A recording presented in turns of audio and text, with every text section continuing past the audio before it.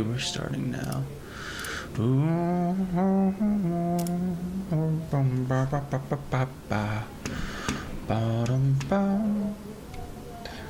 Let's put on some fireplace as well.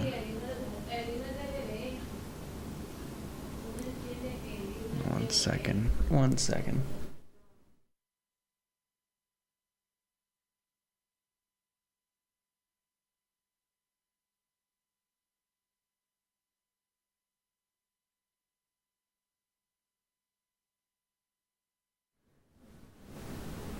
Okay. Sheesh. Can't be too loud, can we?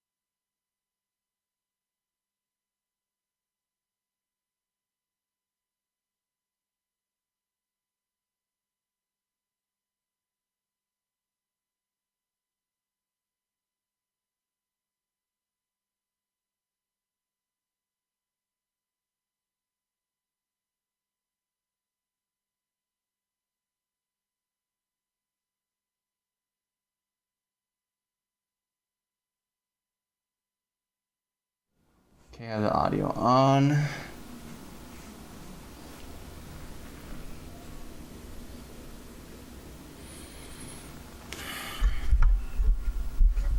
I have the audio on now. One second.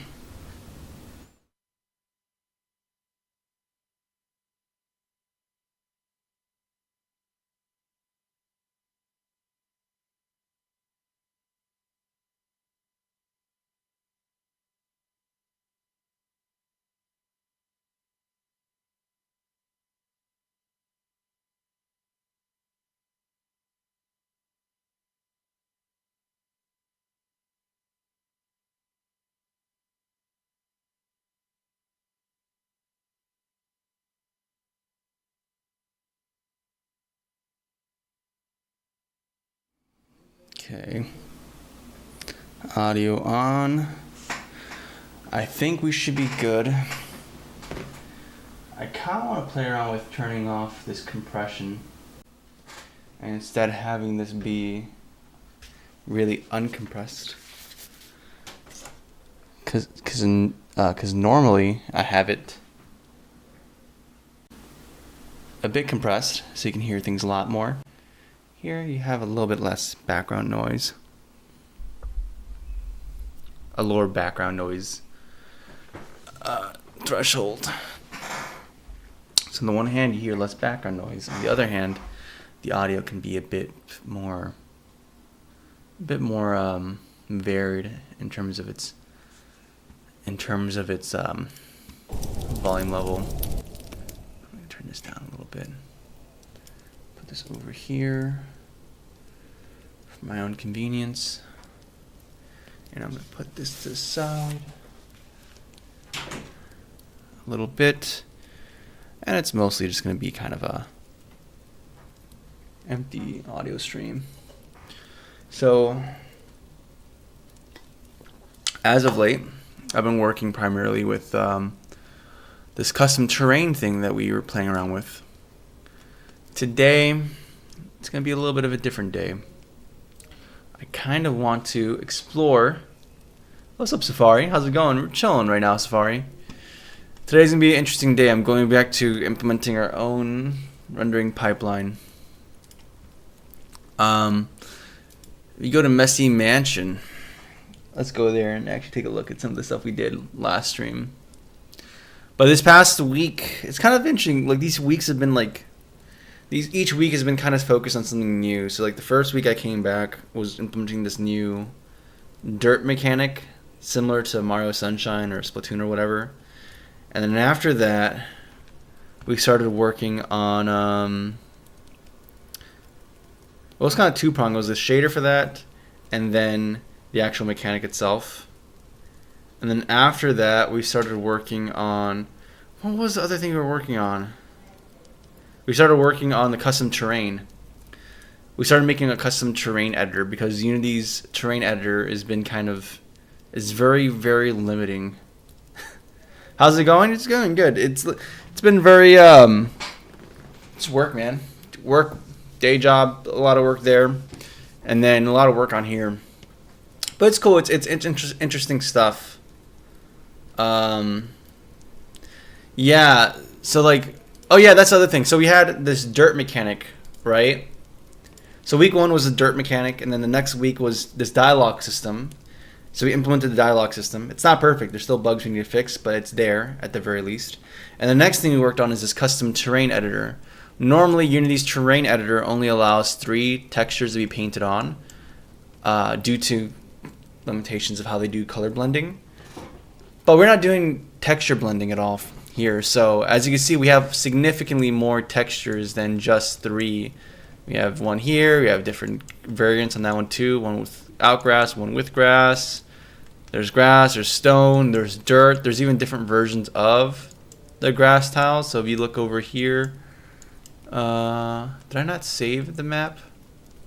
Well, I probably should have saved it, shouldn't I? Oh well. Either way, we made this new custom tool that allows us to have this palette here, so we can paint all the things we want in a tile. So if I want to, for example, to if I want to paint this here, I could do that. If I want to have a bigger tile or a bigger brush, we can expand it. We want to have smaller, we can make it smaller, so we can do 1 by 1. Pretty reasonably powerful for the things I want to do. And I can do specific maps like that. So it's pretty for what we're doing, it's pretty robust. I'm actually very happy with it. But now we're going to be turning our attention elsewhere. We're going to be working on making our own rendering pipeline that's kind of independent of Unity, Unity's pipeline. I'm still kind of debating it, but we've implemented our own lighting system before. So the only major thing we'd have to figure out is 2 things: having a shadow map, or shadow calculation, or cast shadow specifically. So the idea that light hits this, and then there's a shadow that's projected here. So that's one thing we have to do, but that's not too crazy. And then the other thing is how our lighting model, how we want to deal with lighting. There's different motivations behind wanting to implement our own lighting system and our own rendering pipeline, I guess. It's largely influenced from the fact that we want to emulate older hardware in the way they do lighting. So one thing that I have in mind that's kind of motivating this is that if we do our own thing, we can do things like vertex lighting instead of regular per fragment lighting that happens, which isn't that crazy, but it kind of fits the idea of, hey, let's not make this just aesthetically be retro. What if we actually make it meaningfully retro and like make this kind of performant? Even if it's like very negligible, to be honest. And I'm sure Unity does their own optimizations as well. But I think there's something cool about kind of juicing it a bit. So that's the thing we're going to be exploring. We actually have the demo project we did like for a month ago at this point, that contains our custom rendering system. So basically, all the lighting that's happening here isn't done through Unity's components. It's actually done through our own thing here. light source. So you can move this. As you may notice, there's no lighting component on this, and yet as we move it around, these objects receive lighting information. So wholly independent from Unity's light system. At most, I might do something similar to what we did with the terrain system, where we kind of hijack some of Unity's base components, not to use their logic, but just to get the data from there. But that's about it. Everything will be independent. So, stuff to explore here. I can go very granular in terms of explaining what's happening, or we can just kind of get in there, get our hands dirty, start just ripping and making things happen. And there's definitely some changes you have to make on this. For instance, I'd probably make, since we are operating with the idea of like fixed light sources and specific information relating to that, we can actually make some hard assumptions or implement hard constraints on this, which makes things a lot more simpler.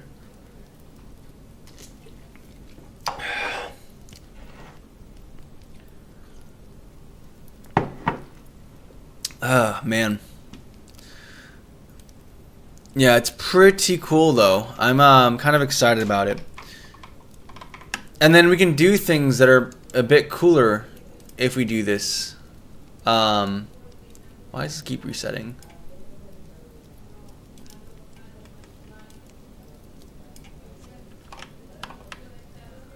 Why are you resetting? That's so weird.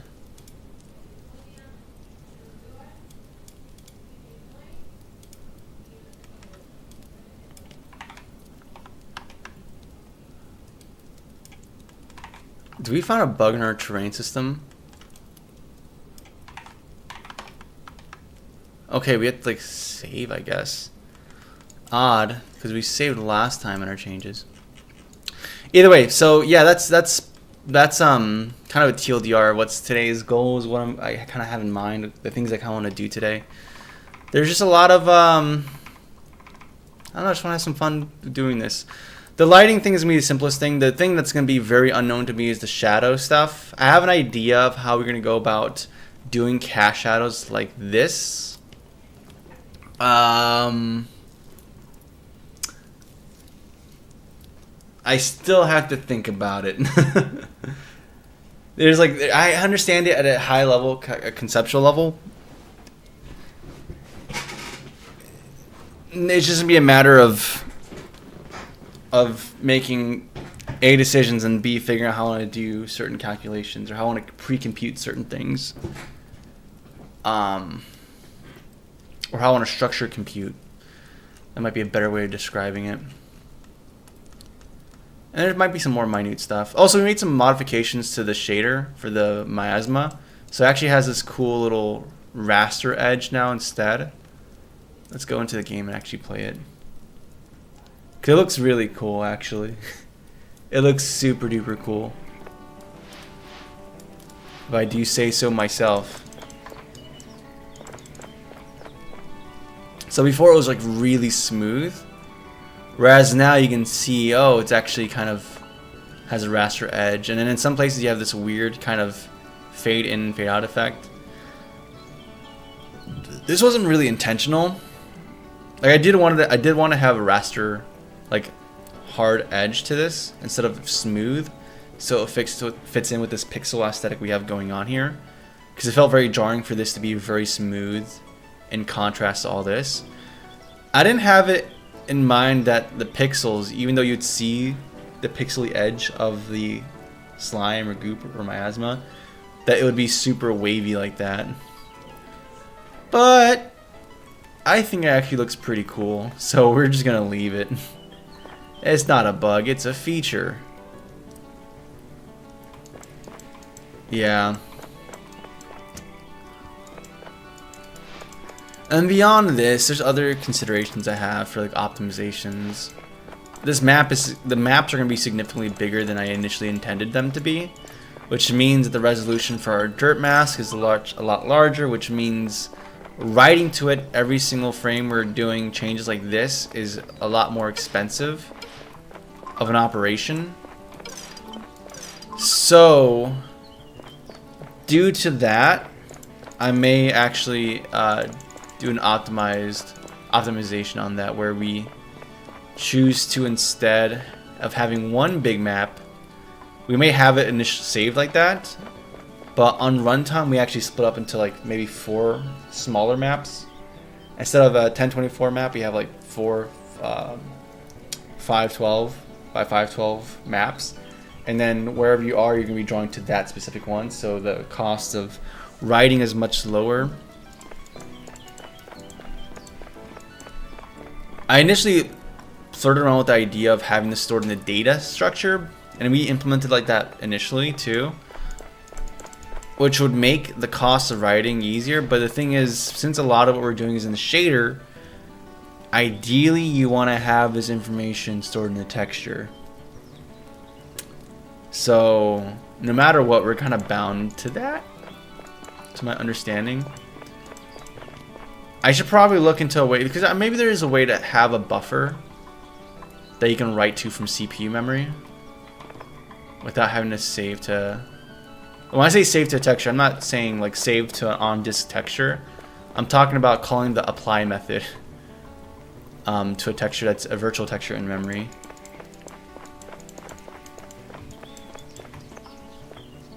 And then you have to figure out a way to get up there. There's like no power up right now that the player has that allows them to do this. Ideally, we would have like double jump be a power up you get. Like the dash would be something you get immediately. I'm still thinking about the wall grabbing.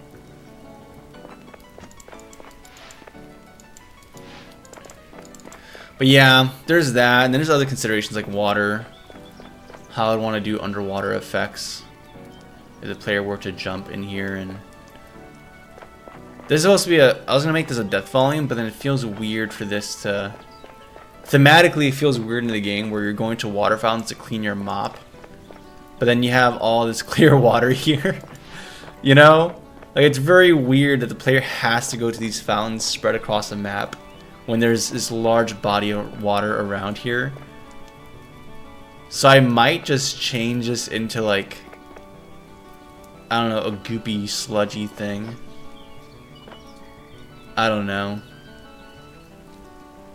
And you can see the PS1 vertex snapping happening in full, in its full glory. I mean, it's full, honest to goodness glory. But yeah,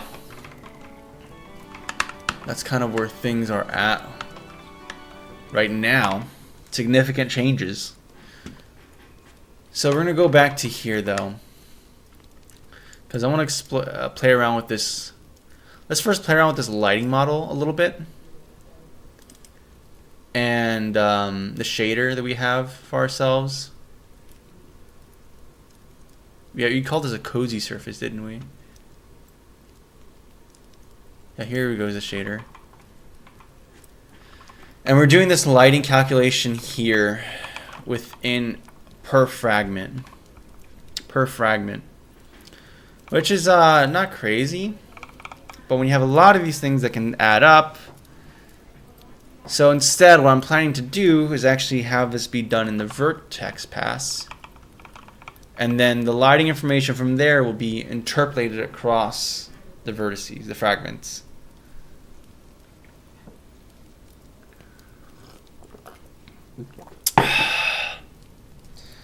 So I need to think a little bit about how we want to map things. Because even though we're trying to make this feel retro, I don't want it to be bound to a specific hardware. Like there's going to be some quirks of old hardware, like the PS1 vertex snapping and stuff like that. But they're not going to be exactly the same. My intention isn't just to have like a PS1 styled game, but rather to almost implement a fictional retro console and implement something very specific where someone says, yeah, this is clearly retro, but it's not It's kind of like this console, but it's also kind of different. Enough things that are unique about it where it almost feels like its own thing, if that makes sense. I'm not sure if many people are going to pick up on that or appreciate it, to be honest. But I think it's cool, so that's what we're going to do. So what are we going to do here? Excuse me. How are we calculating our shadow value? So our shadow value is dictated by if it's less than 0. You interpolate from 0 to 1 between color to what dot absolute value. Oh, okay. So this is okay. I see what's going on here. So we have distance, intensity, and then we have the value based off the dot product between the light direction and the normal of the surface. So if it's together, it should be positive. If it's away, it should be negative. And that's why the shadow value is dictated as a negative value, because that means it's much more occluded. Okay, that makes sense. And that calculation makes sense. I would probably prefer to use a quick distance value instead of this, but okay, that's fine. Like a distance squared value. But whatever. Or maybe I will actually do that. I have I should probably put this into my utility. Whatever. And then we do this if but whatever. Okay. So what we're going to do is extrapolate this. We're going to have like two methods. Or actually, where's our vertex? Here we go. We have UV, vertex, normal, position. And we have our app data. What's the input for our fragment? It's the vertex to fragment. We don't need a lot of this stuff, honestly, but it's okay. We have the affordance that... Honestly, we should probably do some data packing. We should probably pack some of this, but whatever. We're gonna allocate an entire thing for a single float. We can worry about data packing later. Float. Light value. Text chord.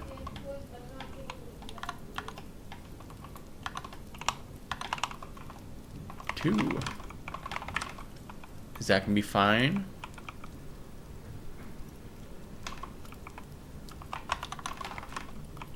I think I have to do this actually. Okay, and then in the vertex shader, we're gonna actually calculate this stuff here. We're gonna do this whole direction, normal calculation over here, and then value is going to be O dot position, O dot position, O dot position, normal, and then by default it's going to interpolate. Yep. And then we're going to set O dot light value equals value. Beautiful. You can nix all this calculation here. We have this dot absolute value. We're using this to what? Clamp. Yeah, we're gonna write our own.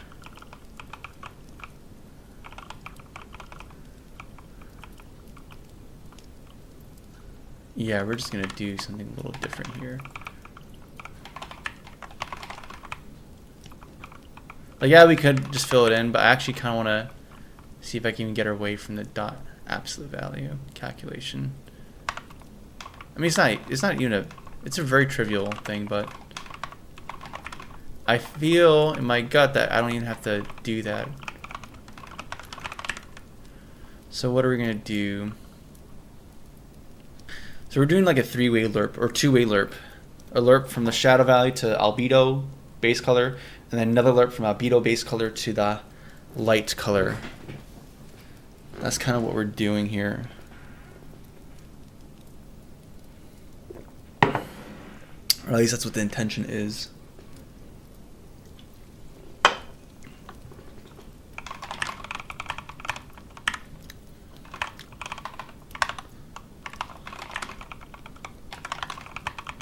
Clean things up a little bit here. I've heard there's a way to do it without branching, I think. I don't know. Whatever. I dot light value less than 0. We'll just do this again, honestly. Return the lerp between, what is it, light value.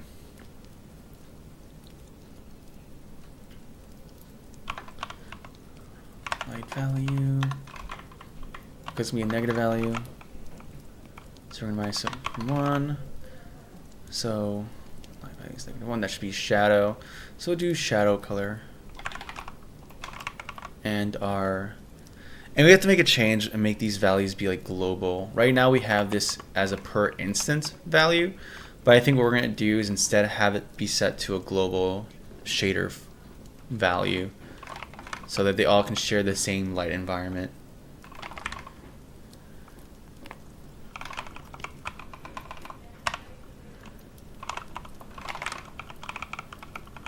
Otherwise, we just do this. So it's actually from 0 to 1. We go from color to light. Now, of course, in our game, we probably want to have multiple light sources. So we're going to have to make this be something that can be iterated upon. So we can have multiple light colors added together in some way. For right now, we're just doing this. Okay. Not particularly great right now, this result we're having here. So let's see. Oh. Yeah, that seems right.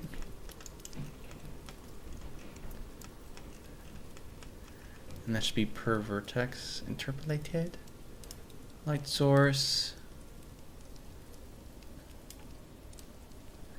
And now it's doing the thing where it's oh, that's the other issue is magnitude. As distance grows, the intensity should also change.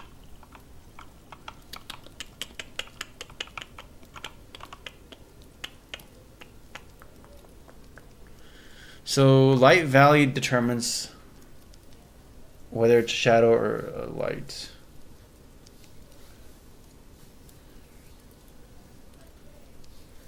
If we multiply by the intensity, sure, the further away, the less bright your highlights are, but it also means the less dark your shadows are going to be as well. So we almost only want to multiply intensity for if it is a positive value range. That's very odd, or not odd, but I'm trying to think how we go about that. Or honestly, even like have it be where if it's a like the brighter it is, maybe this actually isn't. Let's just try it out. Just multiply by intensity.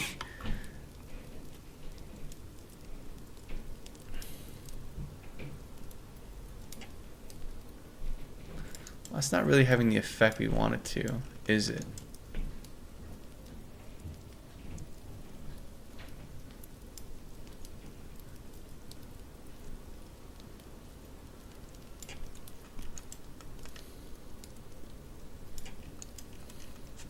Also, I'm kind of curious about something. What if we set this to be non-interpolation or no interpolation? Because right now it looks smooth because we're interpolating. Yep. So you can see, you can see the per vertex lighting value that's being assigned to it. Normally it's interpolated, which makes it smoother, but if we get rid of that, you start seeing the value set per face, which is pretty cool. No, but we want to rely on some interpolation here, don't we? This whole intensity thing, though, is a bit of a problem.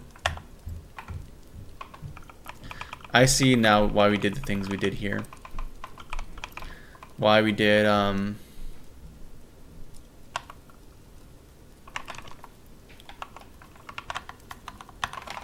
okay, well, we already have this whole, like, this is allocating what, a float 4 already.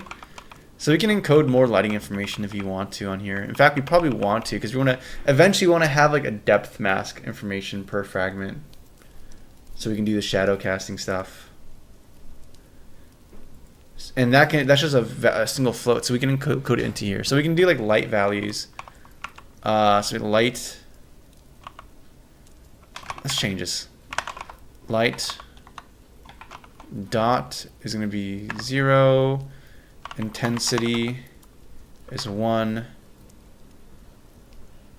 Yeah, for now. Yeah, it's okay.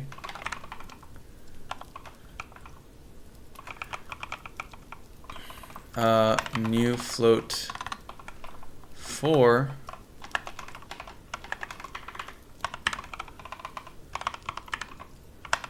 And then intensity, because you also want this value to be interpolated. I mean, honestly, we could just encode it directly into,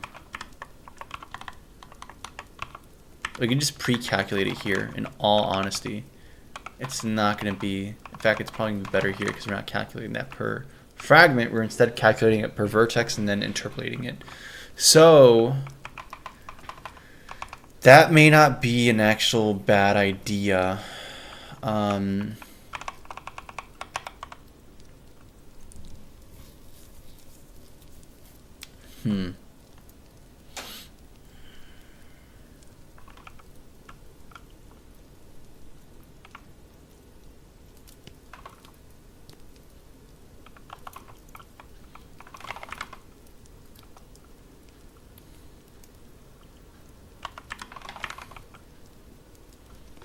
Distance position.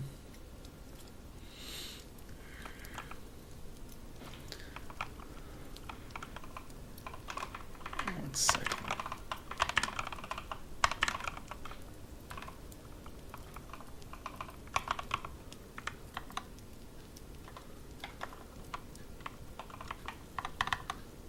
Times I dot.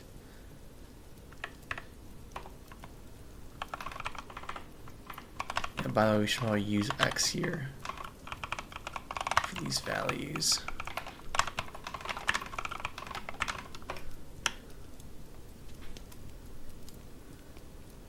And this for a spotlight implementation. This isn't even factoring in like a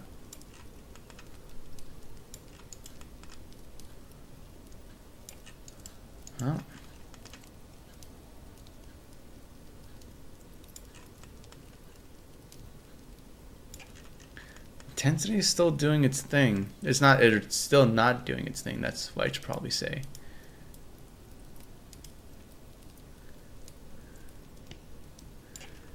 What was it? I know there's a bug we dealt with before. Oh, is there like an issue with integral promotion? Oh, that's probably it.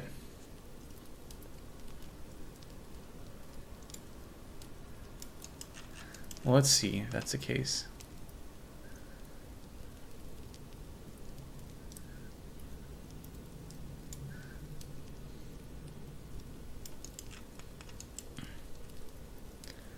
Yeah, intensity is not affecting. It's not making it less bright. Oh, is intensity not for the? It's for the. It's not for the shadow values. I'm dumb. It's for the highlight values. Yeah, times I dot light dot y. Yeah, there we go. Though we have this weird issue here. That's because we're not clamping it. That's why.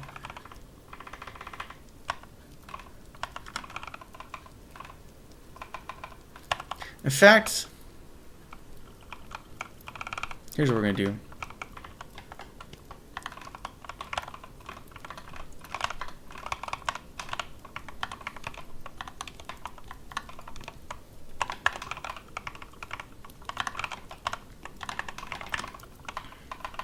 We're going to just do it here.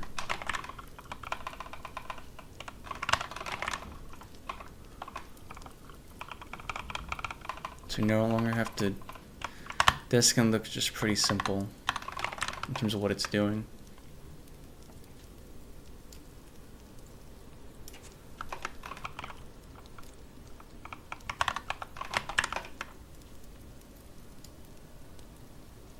Nope, still not doing the right thing.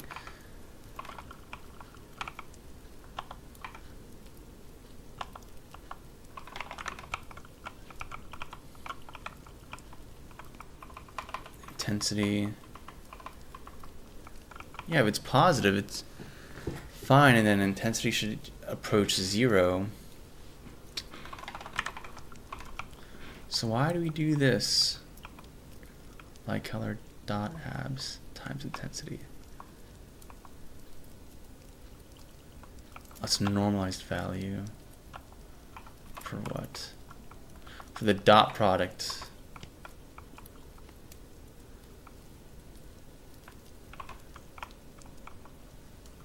Oh.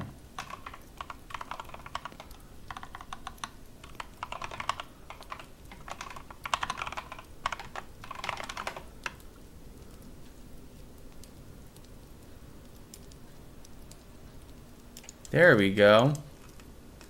That's behaving more like it. Really close, and then yeah. Very nice. Okay. Took a while, we got there. Let's start including more complex models.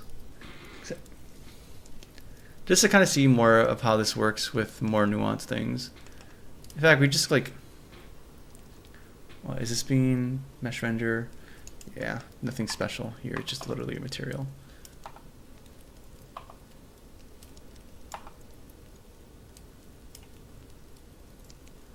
Gizmos, shader. Could we please have this be local? Yep.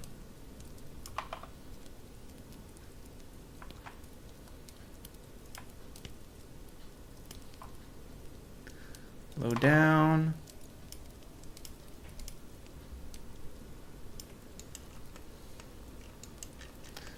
And this is going to be a scenario where there should be some shadow casting happening, but we'll deal with that later. I want to have a scene where we can have like multiple different light sources. Also, just playing around with different materials as well. We've been using just one material. I want to have a few here.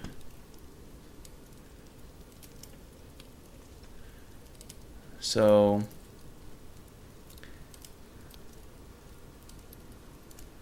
you can use a more distinct shadow color too.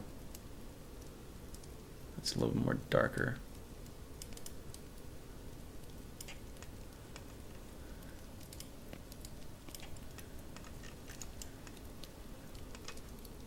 So what about if this is just black?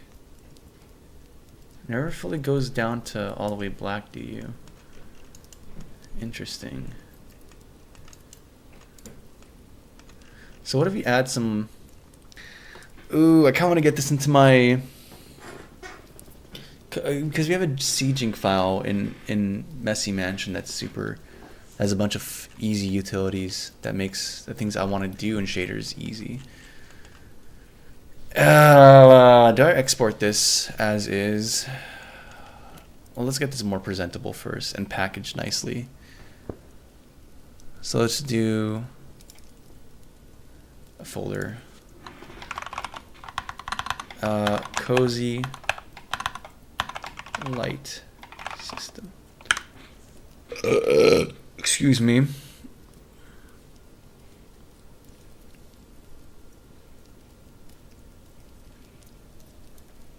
And we're gonna move our cozy surface into there. And then what do you have here? Light source, sphere. Yeah, what's the thing that's driving this? Okay, we're gonna have to set up a few things. So I think we're manually setting some of this information in here. Yeah, directly in the property. Or is there a material pass? What are we doing here? How are we getting these? Here we go. There's light receiver. Yeah. Okay. So let's do some stuff here. Create a new CJNK file.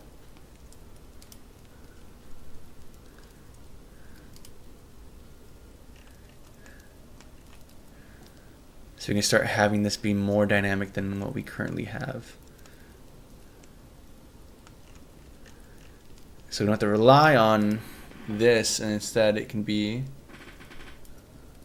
something different. Well, let's first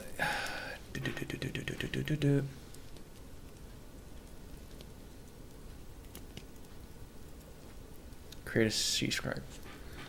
Cozy light settings. It's gonna be a mono behavior. Simple. We're gonna have a public transform sun, and then list spotlights.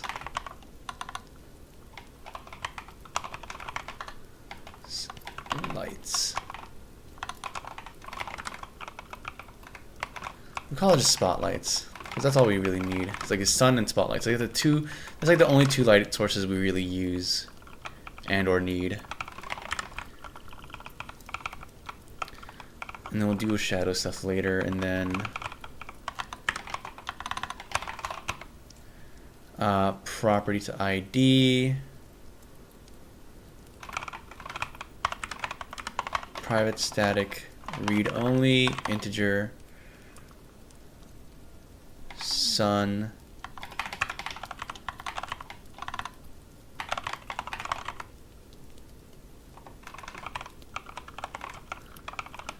and then honestly it's not even a list, it's just making an array. It's gonna be like a fixed array, I think. And then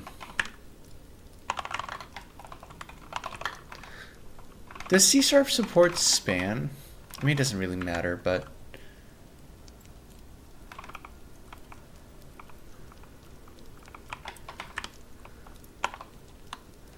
there should be a private lookup table with what? Spotlight data. That's what we're gonna do.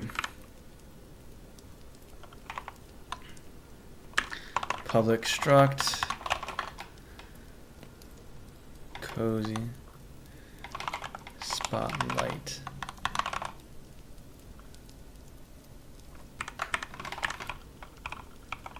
And this is just like a serializable struct that contains that information.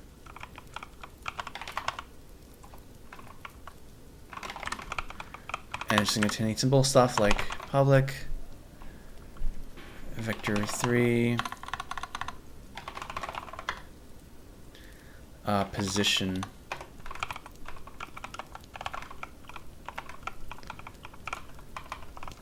and then float. I guess radius and public color I guess color, yeah.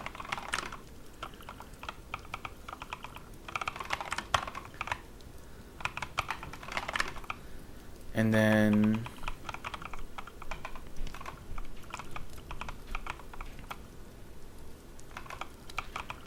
of course we have to make this a singleton, and then we have to make our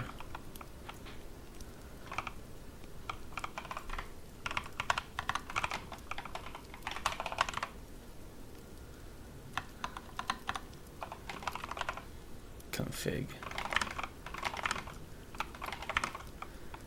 Yeah, I mean, that's all there is for this.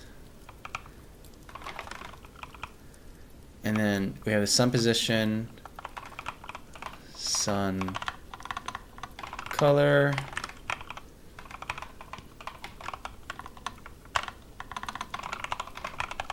and then sun intensity.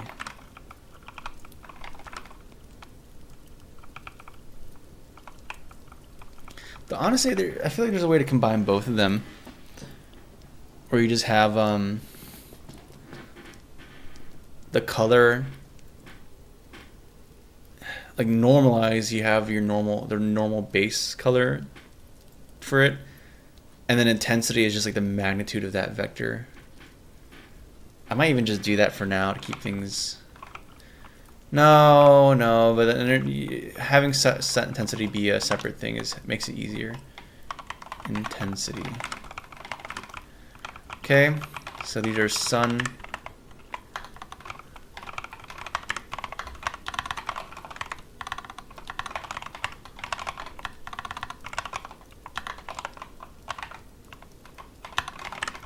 Directional light properties.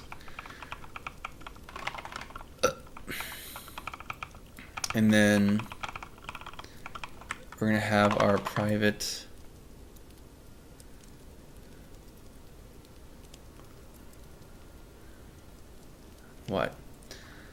I guess array of spotlight config.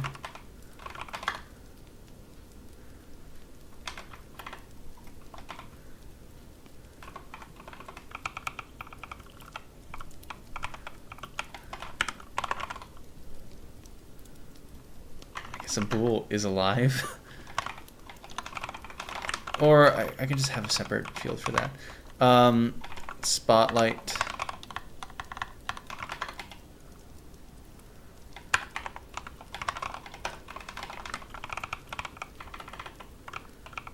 And the question is, I want this to be static.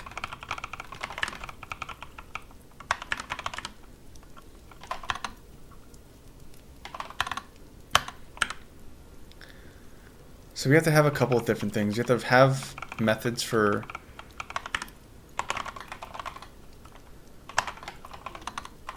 registering a point light. It's not spotlight, it's point light. I don't know why I called it this. It should be point.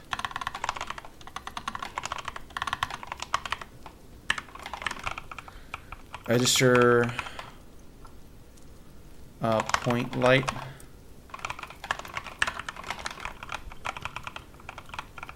We also have to have a thing to unregister it.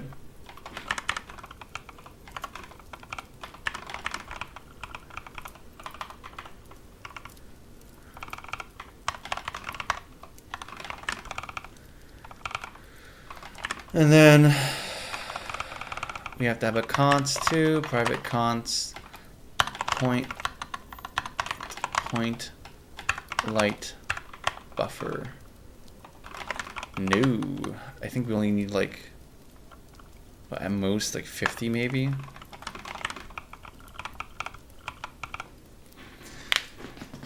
Not even like that. I don't know. I'm trying to think for the type of levels we want to make. How much is enough? And also having to iterate through that many per vert would be not great. Like there's got to be a way to cull the spotlights per. Okay, so maybe you should have, instead of having this be global, it might be worth having this like be per instance, where we can like iterate through instances, find light sources that apply, the point lights that apply to it, and then pass it in there, right? Like this, the directional light, we can keep it global, but the actual point light information, we might want to keep that contextually per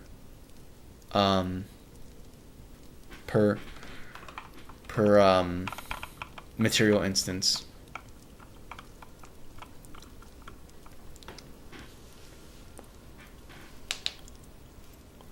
Point light config color. Keep this vector 3. Honestly, vector 3.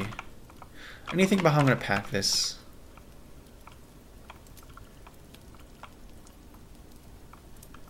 Because radius might be useful for like culling information. In fact, it'd definitely be useful for culling information. Does this point intersect this? Okay, then don't even add it. Don't even factor this into to lighting, right?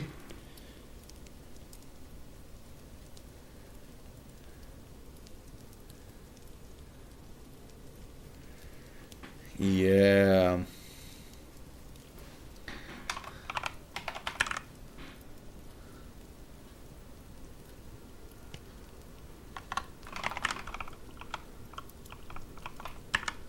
And then this has to be a non-serialized trait. That's going to be set by the transform. Non-serialized. That's fine. So we have a register, we have unregistered, and then we have to have a public static void update spotlight.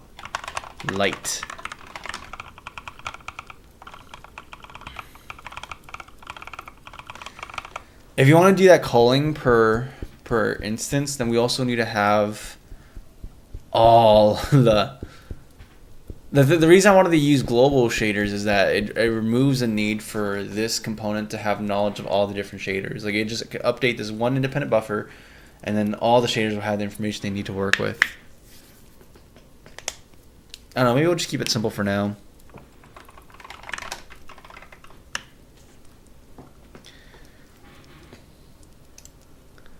Create C# script, cozy spotlight. Okay. And my friend, also we have to do public static S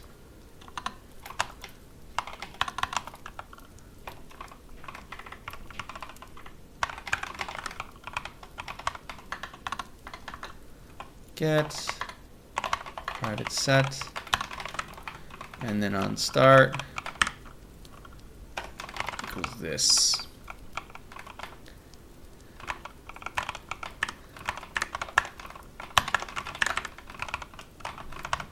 S instance not equal null. We destroy it.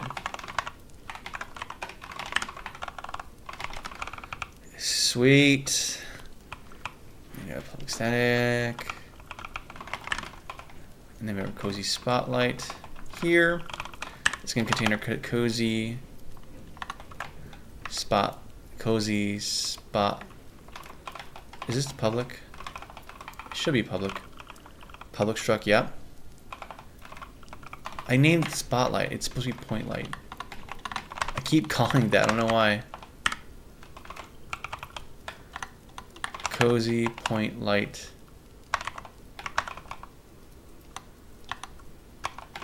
Config. See, it's very odd that it's not even being included there now. Maybe because it didn't compile, so it's not available. I don't know.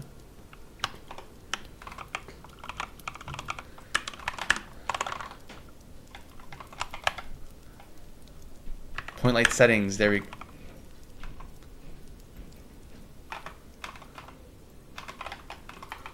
This is publicly accessible, right? Point light config.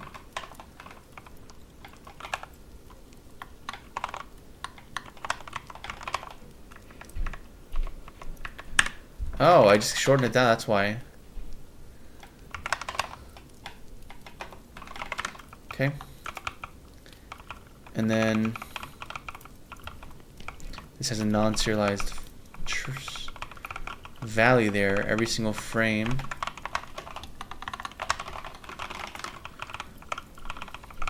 First of all,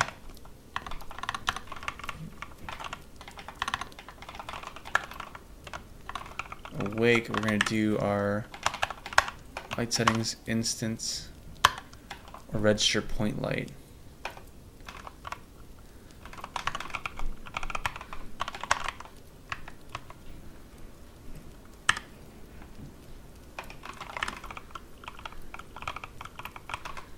It should probably contain a unique identifier as well to avoid collision. Whatever.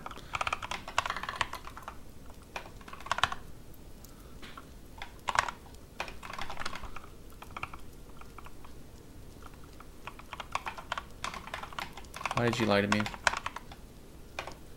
There we go. And then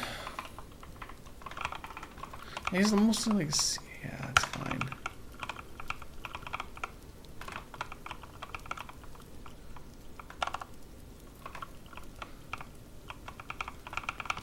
Updates point light. This should be int index.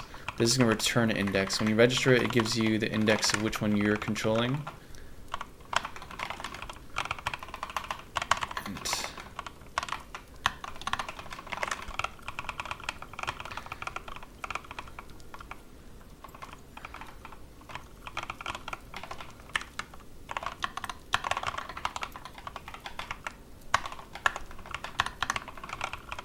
It should also be non-serialized because it's not information privy. In fact, honestly, no. This should exist independent.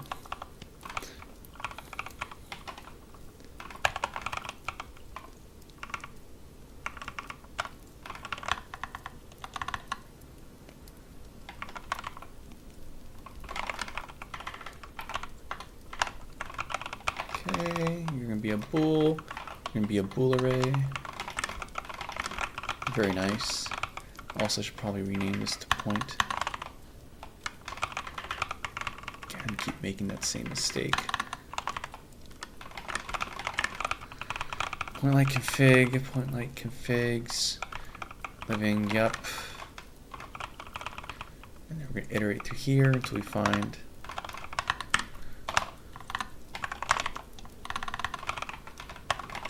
honestly, this should be like a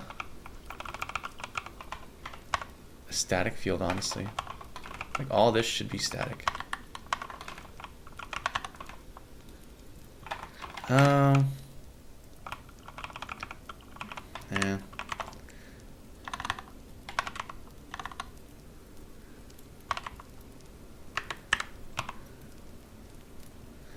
Instance, can I just access?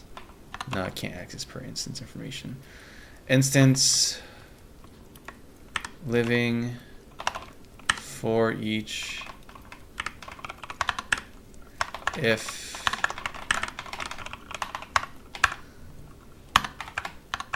instance dot point living is false. You make it true.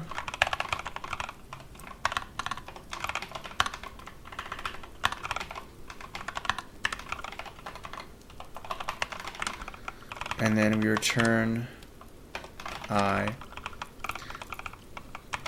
We also set the sense.point light configs. Point light configs.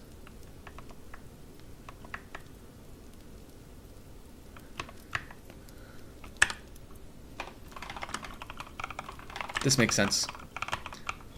And we'll return the integer I. Cool. Why are we mad here?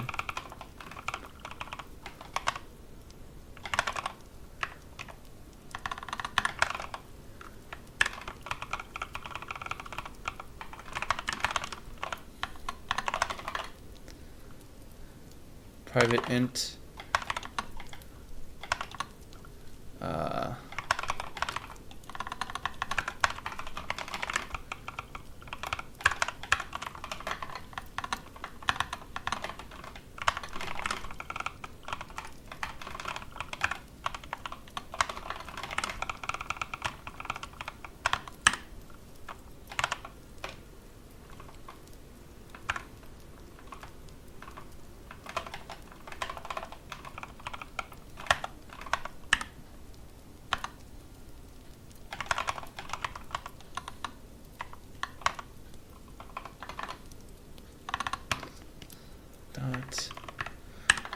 Let's transform that position. And do we do our cozy lighting? No.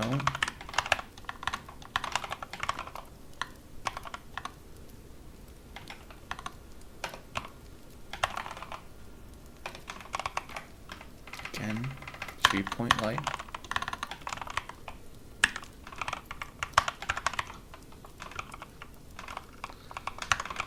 We should also pass in the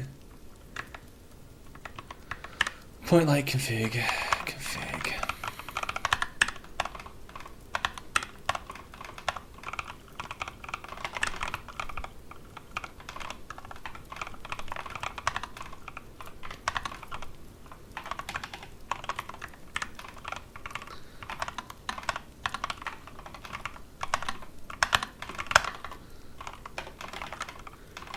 Perfect. And then finally, here's gonna be even more simple.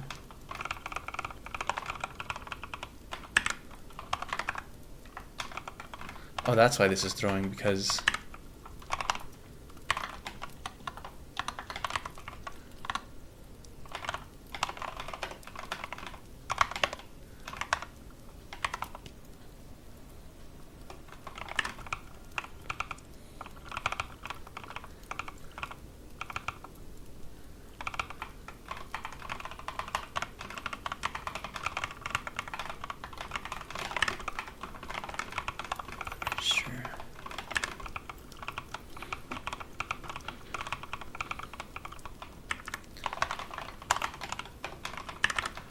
whenever this is destroyed, we deregister it.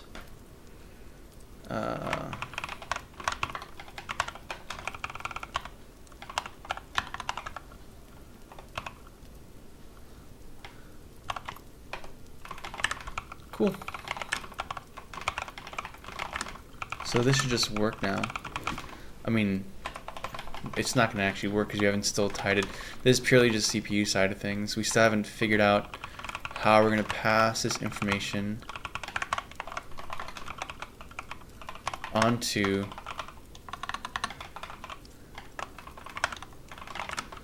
we haven't figured out how we're going to pass this information into our shaders, or how you want to structure this. I'm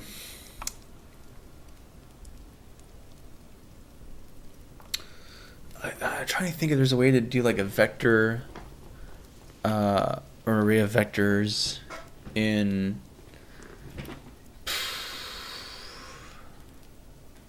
because we can like manually do per like make a field per light source, but that sounds terrible. I'm trying to think of a way to and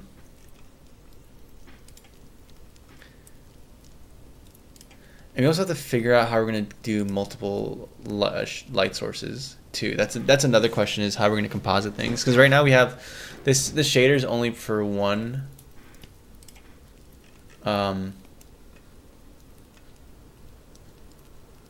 what is this?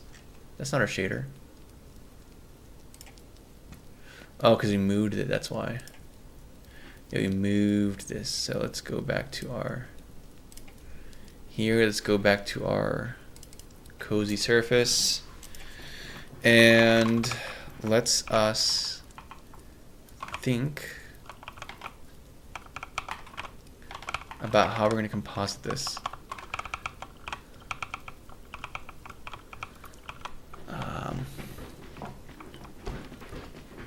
Yeah, because there's a bunch of information we need to structure if this is the case. If this is the case, we're gonna have to think about how do we do this.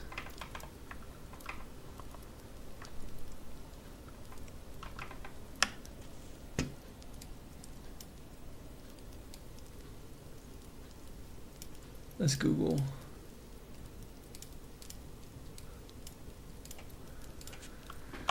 Unity GLSL array of vectors. That's like the most complicated thing we need. HLSL, my bad.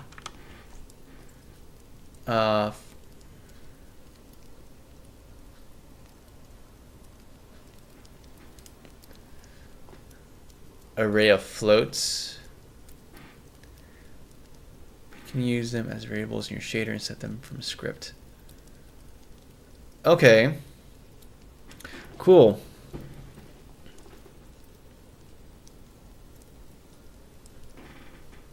Cool. So we can structure this then. Ooh, interesting. So I have to think about how I'm going to composite all these light sources together. Like I have to composite it. We have to make this into one generalized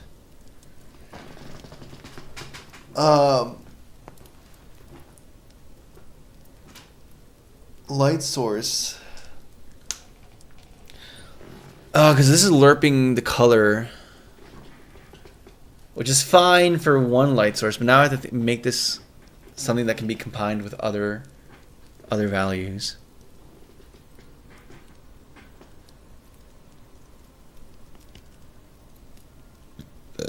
Let me think about this.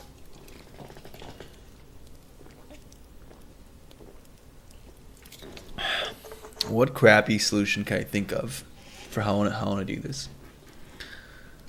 For how I want to do clear combined lighting. Or combine multiple light sources. I think about how I want to add them. I've been doing this just by using lerps. But honestly, I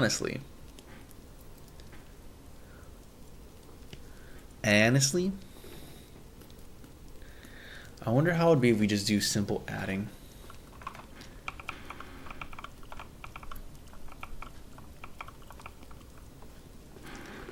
Honestly, what if we instead... Oh, this is weird. I'm trying to think. Because I was thinking, what if we start with the albedo plus shadow, and then we treat each light as like a subtractive operation onto that shadow? But then I don't think you're going to be able to see the albedo properly, ever. The base albedo. Which I guess kind of models light, regular light.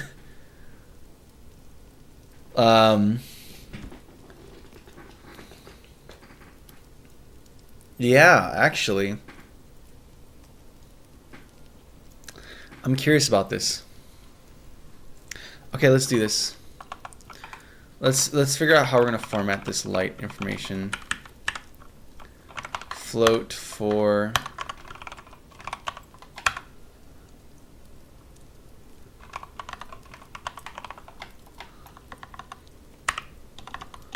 point positions.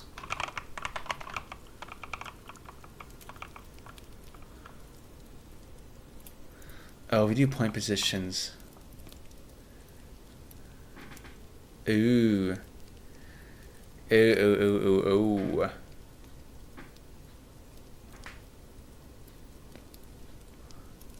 We have to do this compute in the vertex shader because we can't pass this. That's like too much data to pass between in the V2F struct. So let's say like 10. Let's keep this simple. Let's like start with 10 point positions. Point colors.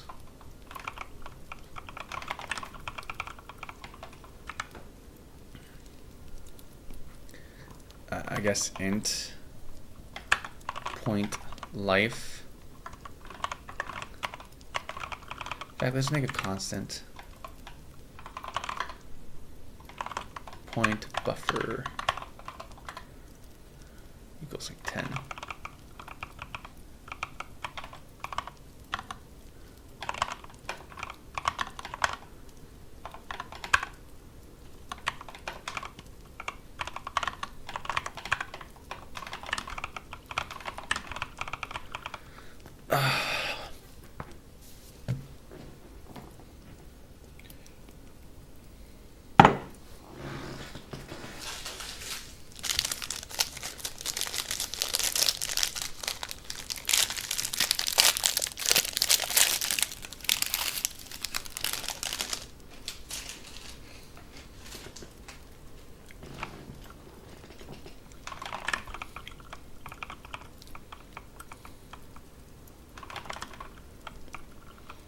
seems simple. Let's do a buffer of like 3.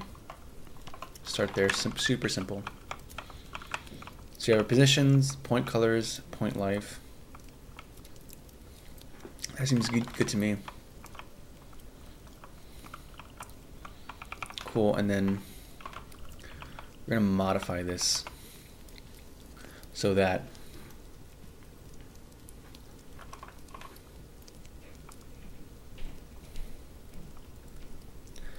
I have to think about this so differently now. Because now we're gonna have to think about this in terms of, let's even do it like simple here. Because this works fine with the assumption of one light source, but now we have to think about it in terms of multiple light sources.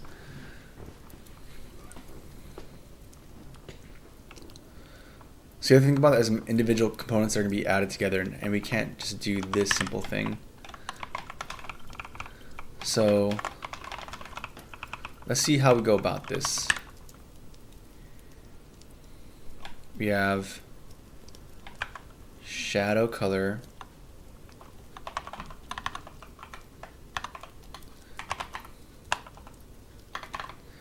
equals new float for shadow color XYZ, and then light density.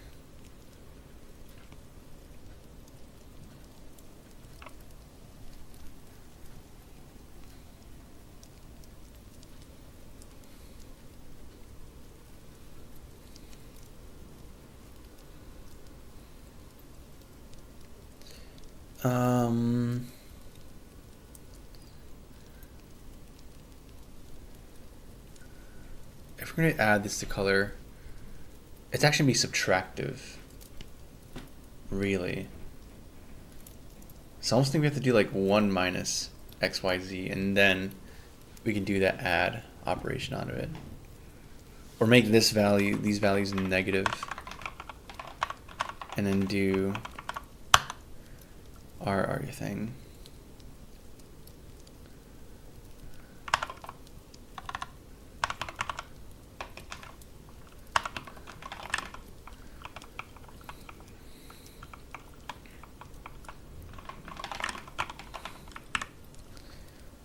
We'll return color plus shadow.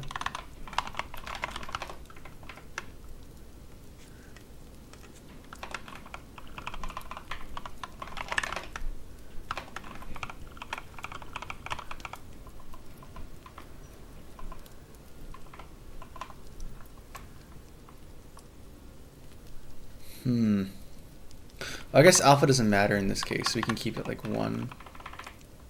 We're not really factoring that in here, are we? So instead,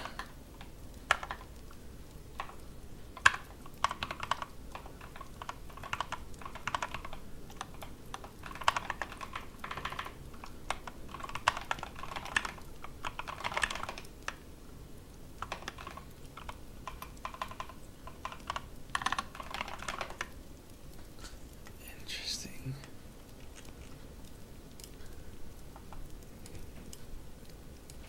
Is there any compilation here? No, there's not.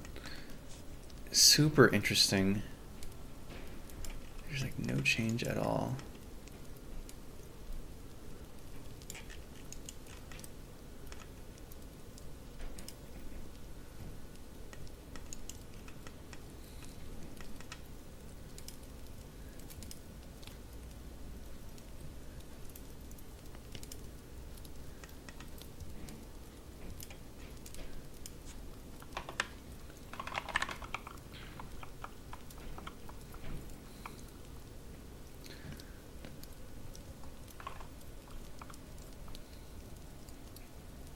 I guess we can do lighting a bit differently. We can still keep the slurping thing.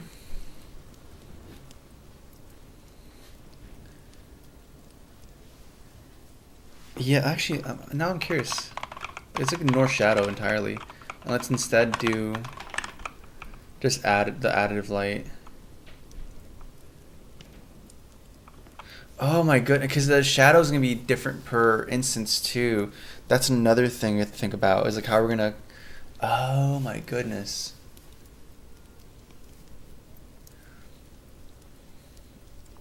So really I should think about it like... Honestly, I should have like this, treat this like a bunch of vectors being added together. Huh, this is cool actually. It's kind of an interesting problem to explore.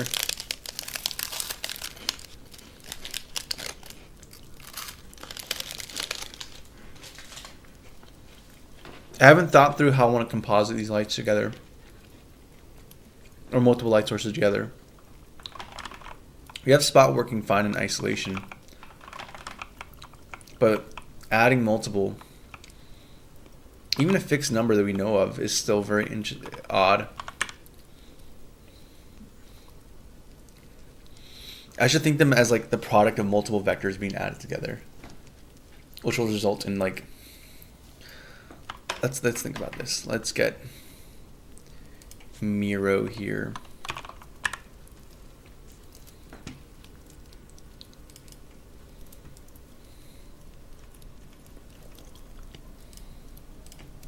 So let's pretend this is game object 1. Let's say this is a quad, or maybe even like a single fragment that's being rendered. And we have these game objects. We have a point light here and another point light over here with varying degrees. So let's say even for the, like this whole thing is going to represent one fragment.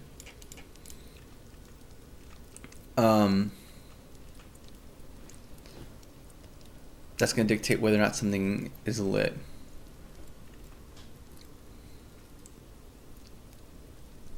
Or maybe you could stay with this lerping thing, and you're just moving, each vector contributes to that value incrementally.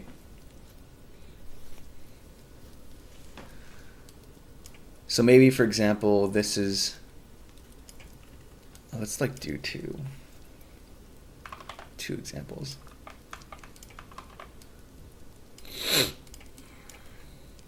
It's like two fragments, right? Theoretically, that are positioned differently. So this one's facing towards these guys,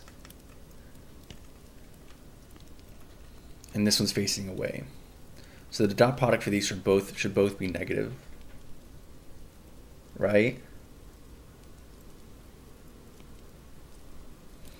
So when both added, it'll be a very negative number actually, and we could just clamp it. But if we have one value here that's positive, adding is not going to work well, because -1 plus negative will be -2, and then this, it'll be a positive value, but it'll be superseded by these values.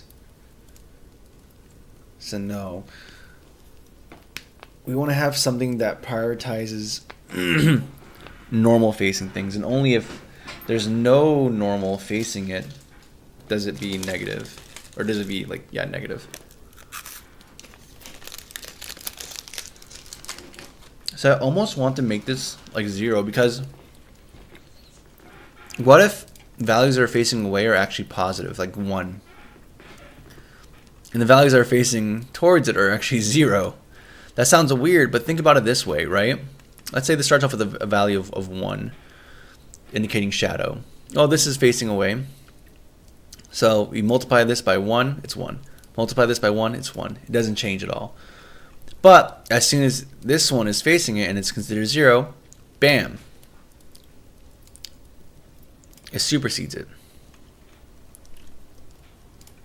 So you would almost have to have like these remapped dot product range, or like, let's say this is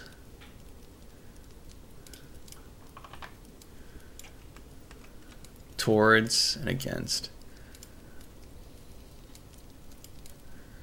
So a value aligned with it would be 0, whereas non-aligned values would be 1.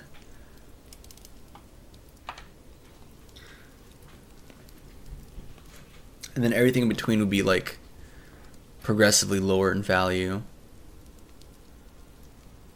So this would be like 0.5, right?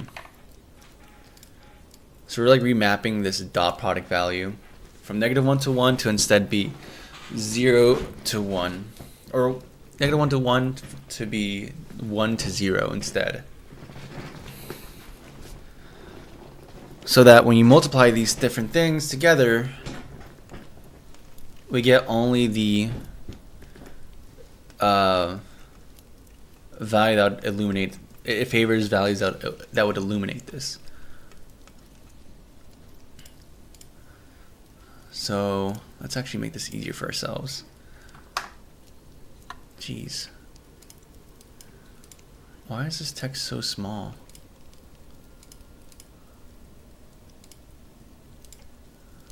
Yeah, honestly. So formally 1,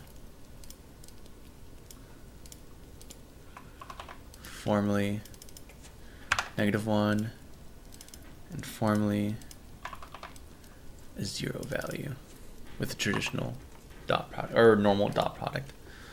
Okay. So we just basically got the half the magnitude of a dot product, offset it by 0.5, and then invert the magnitude. So -half plus half is basically what we're going to need to do to achieve what we want to achieve. And now give us the, I guess, luminance value.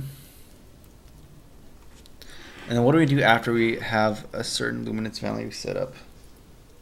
There's still a couple questions we need to figure out about all these different light sources or colors. Let's try it here.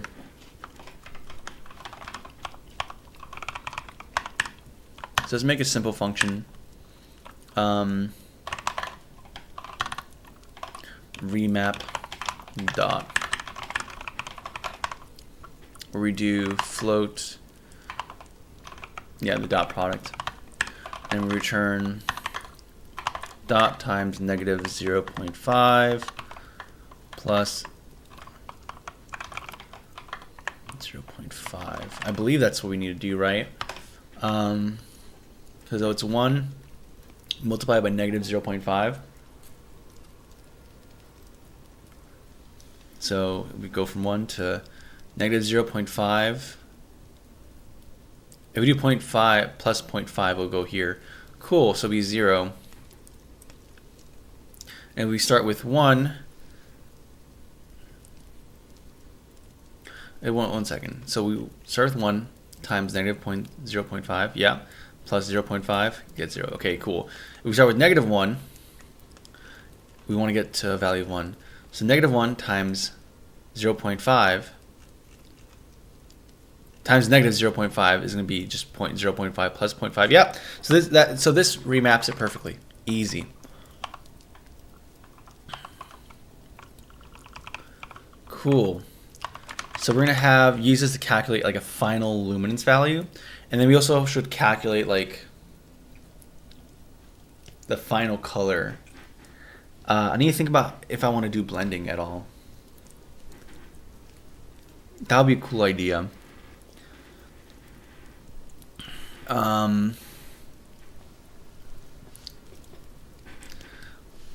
You should disregard values that are... I'm trying to think how we want to do blending here if you have multiple point lights next to each other. Because if we have point lights that are... Let's go back to our example here, right? So this is going to be a point light that's like facing this face, and we're only worried about this one. These colors that are in our case a 1 should be ignored outright completely, whereas this values should be included in here. It'll be weird if these contribute to the lighting here. Now there's two 2 light sources adjacent within the fragment range. Then there's like a question that's to be had about how we're going to blend these 2 colors. Because clearly the one with the most overall intensity and effect on this one should have a higher contribution. So what do? We can do a couple things. We can multiply each color by the inverse of this value. So like if it's 0, it would actually be 1, and if it's 1 or 0.5, it would be 0.5.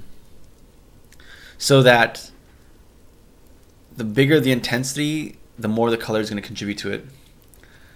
Hey, what's up, Agent Goose? Break A, lunch break, let's go.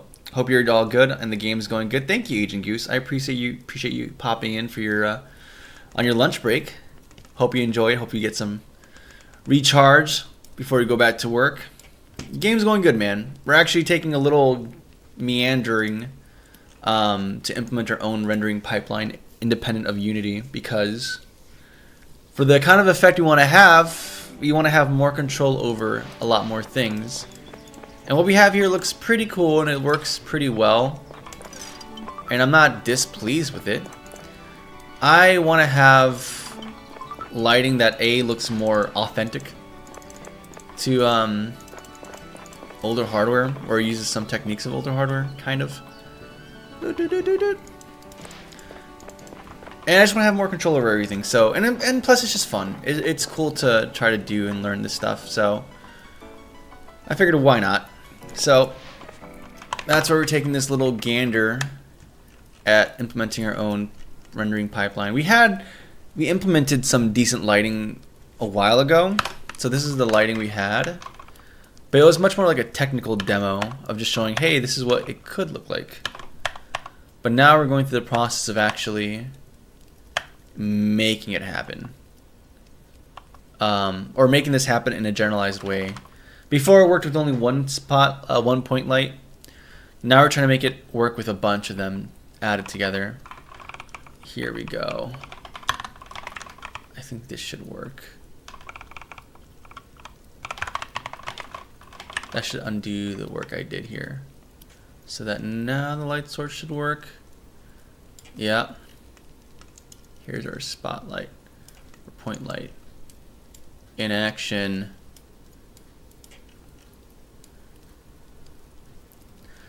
One part. When do you plan on releasing the game? No idea, man. Yeah, I had no idea.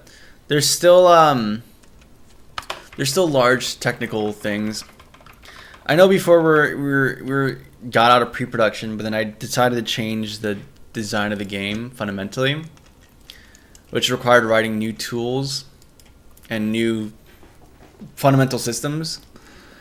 I think once we have the dialogue system fully implemented, which we already have it mostly working, there's just some minor changes. Optimize a bit of this dust mechanic a bit more, and finish our custom rendering stuff. I think I'll have a better estimate on where we're going to go from here. Because honestly, like, this is World 1, and there's already quite a lot we can do here. A lot of stuff that's going on. So I don't think it's too far away from what we want. Like, right now I'm building the tools for ourselves, but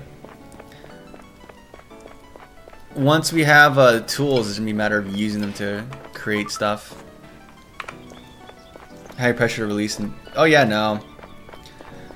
Yeah, exactly. Like, I'm not trying to rush it, right? I think initially I wanted to rush it, but I think in the process of making this game, or this thing that was supposed to be a really small game done within a week, that's funny, right?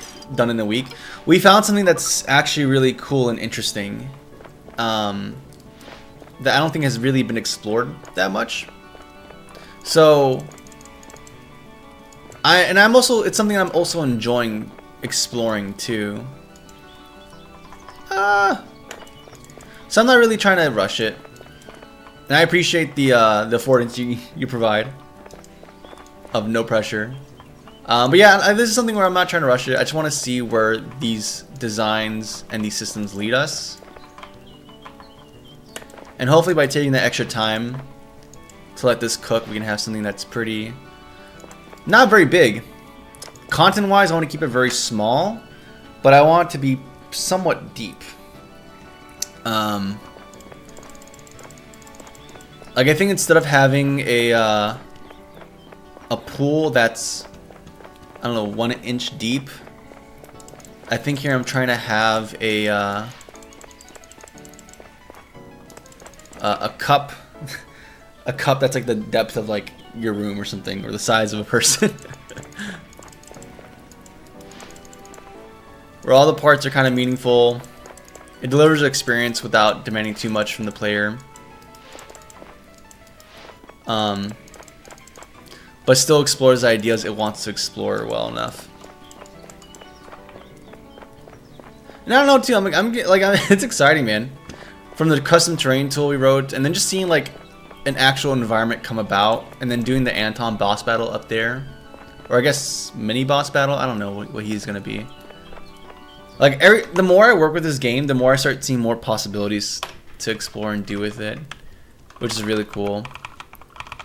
This whole lighting system though, that's an independent thing. Theoretically, we can totally make the game without it. I think part of me just wants to make this be super... Because like there's this whole thing where you can look at a game engine and you can tell what... You can look at a game and tell what engine is made with. Because they're all using the same rendering tools, so you end up having things that look very similar. I think it's going to be very cool if every single aspect of the game visually is like unique and bespoke, right? I feel like most people probably are not going to notice it or care about it, but I see it and I care about it. And I think having those little details about, oh, the way lighting is done is fundamentally different compared to other people, just makes it feel different and unique, right? I'm not sure if it makes it different or unique to the person, to the individual player, but at least for me, I see it, I know it. And when you have a lot more control over that stuff, you have more freedom in terms of what you want to do with it too. So, and plus, like, on a technical level, it's something that makes me learn and really appreciate it. Yeah, and that's what I'm hoping for. That's what I'm hoping for. Like, I know, I get, like, most people I think are going to enjoy it and it's fine. But I think there's going to be that interest, that subgroup that's going to notice the very unique things about it.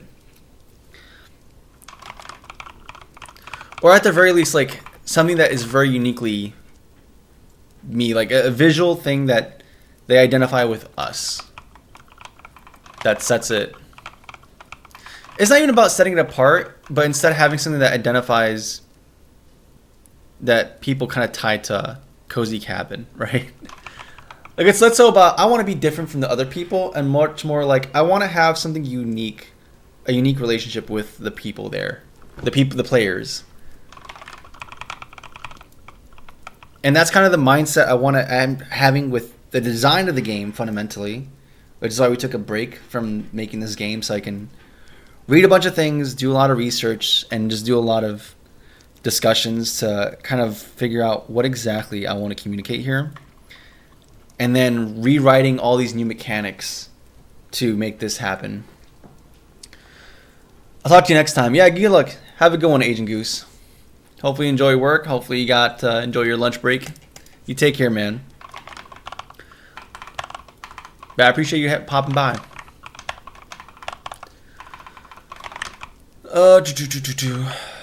Back to lighting, though. Lighting compositing. So, back to our dot product thing. Direction from... Jeez, we're gonna have to like do a whole bunch of stuff here. So we're gonna have to do like... Oh, there's stuff we have to do here.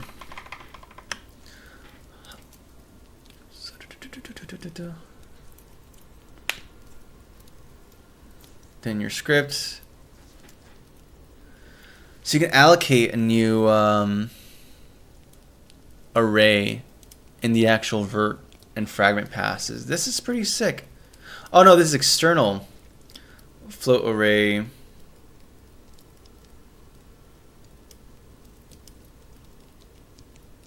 What about vector arrays though?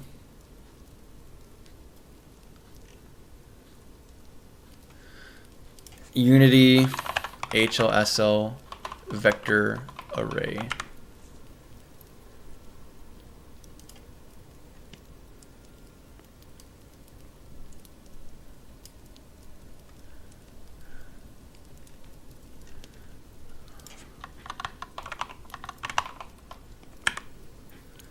Because I know you could pass a vector individually, but I'm trying to figure out, is there a way to do...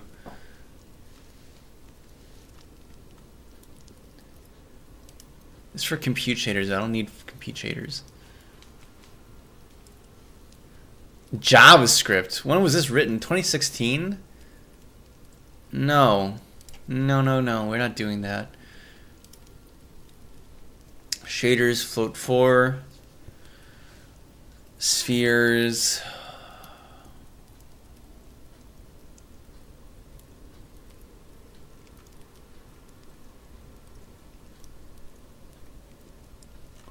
I guess you can just define it willy-nilly.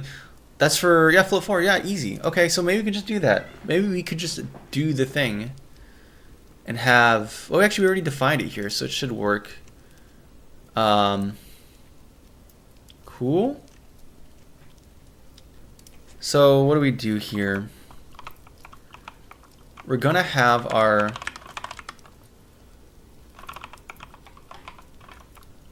This is all per instance. Now we have to do things a bit differently. We have to iterate through for int I was 0, I less than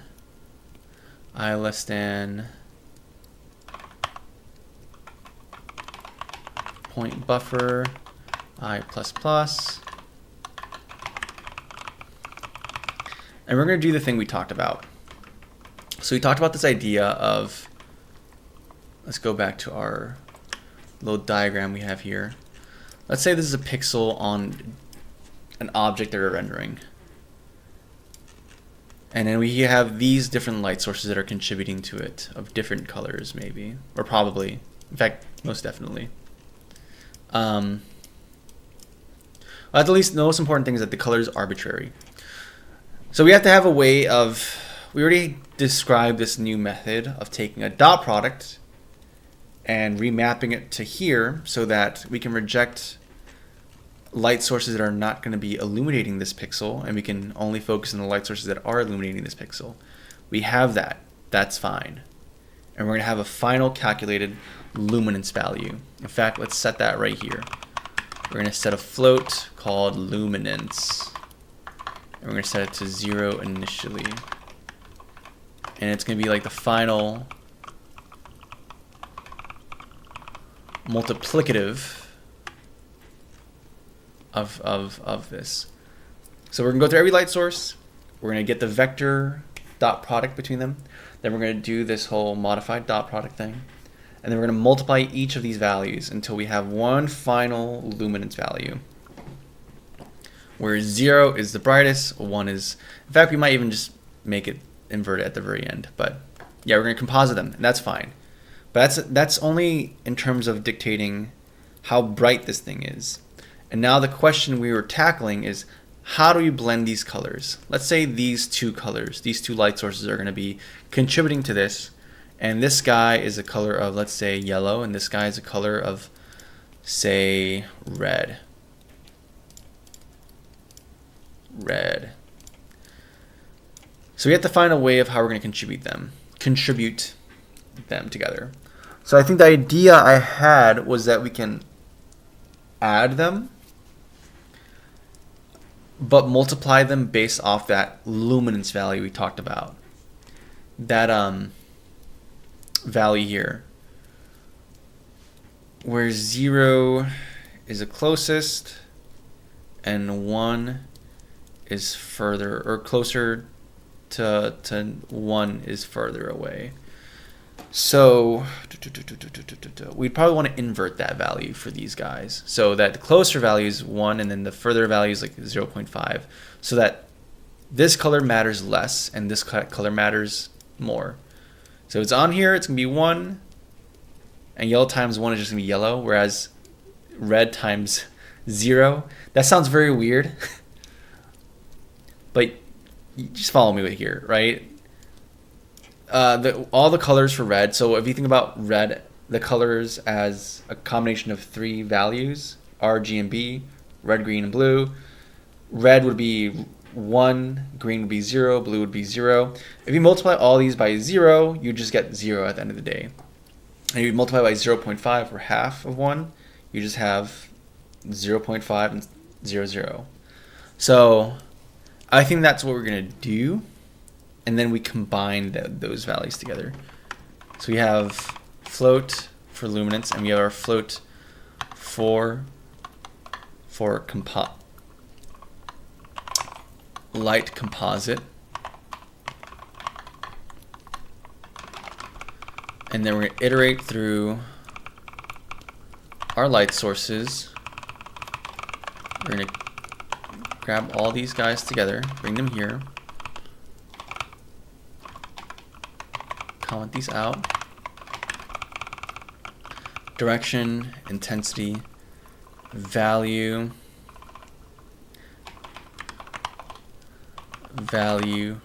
remap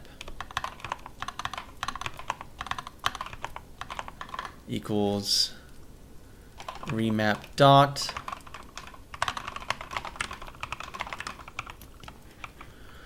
oh yeah, that feels good. And then we do, and this let's set luminance to 1. So 1 luminance times equal value remap. And this dot product, it may not be guaranteed to be normalized either. So let's do that. Normalize.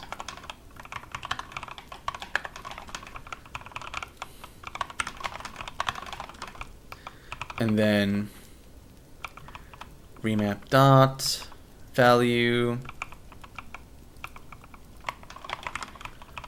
So we have this.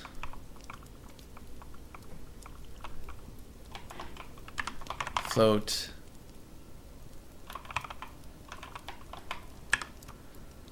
Because we're going to do a remap inversion.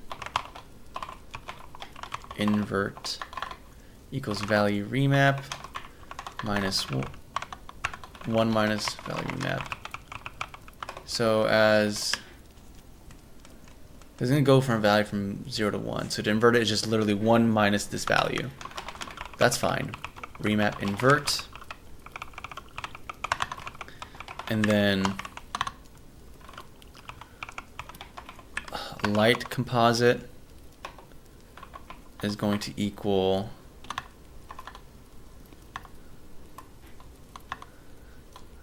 it's going to be added to this.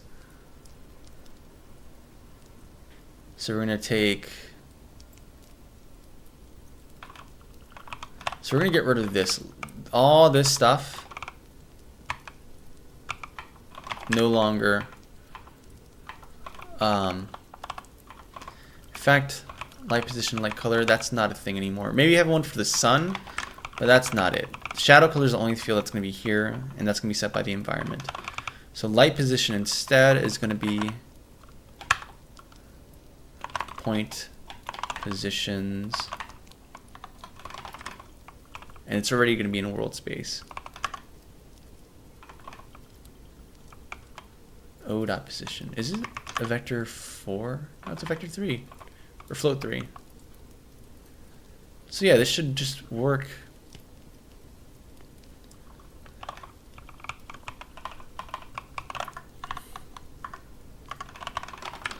Sweet.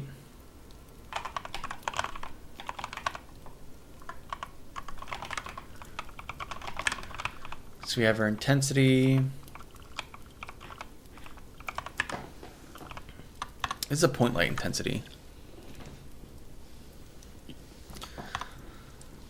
So, okay.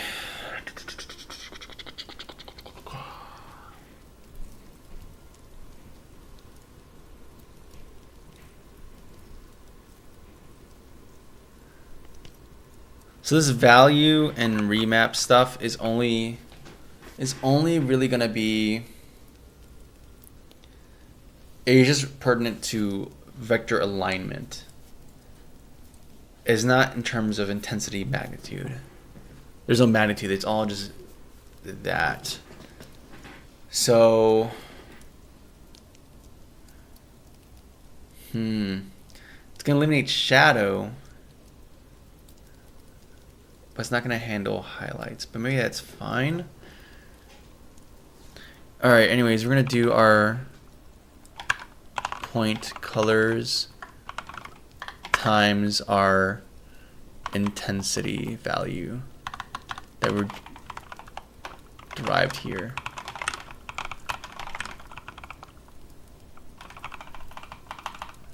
Times our remap invert.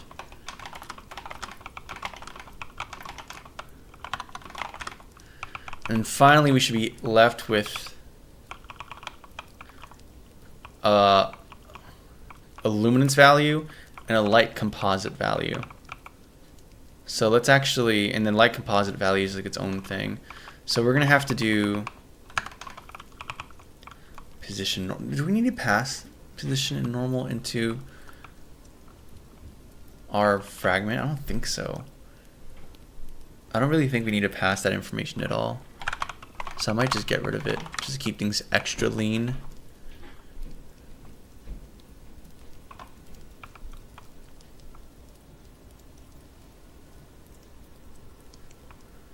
Yeah.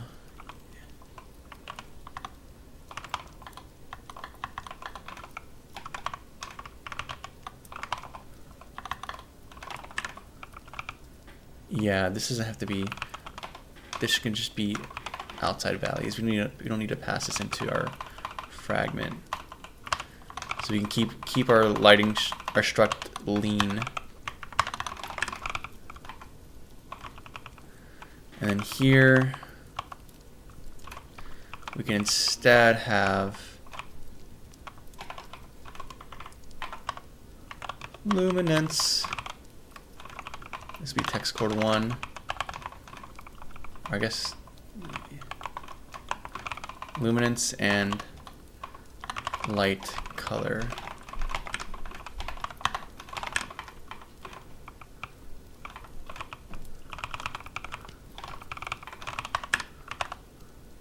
O dot luminance equals luminance. O dot light color equals light composite.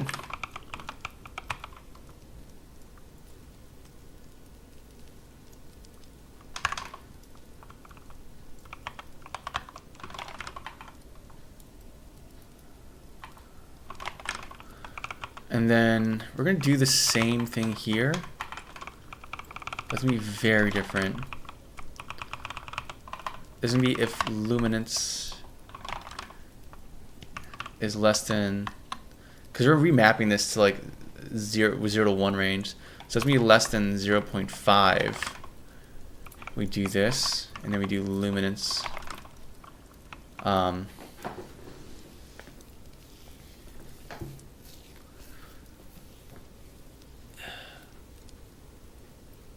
And actually,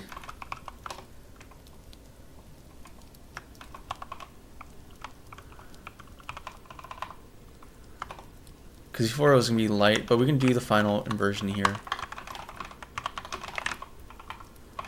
So that this can actually behave more like the way we want to think about it, whereas 1 is bright and 0 is dark.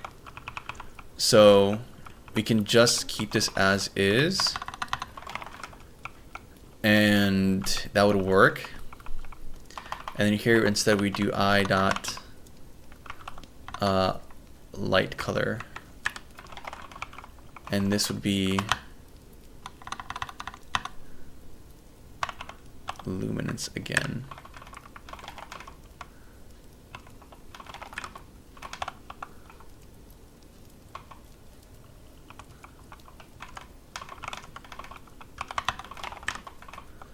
Honestly, we can code this into like the light color. We can pack it if we want to. I'm not going to pack it, but that should be something we should do actually.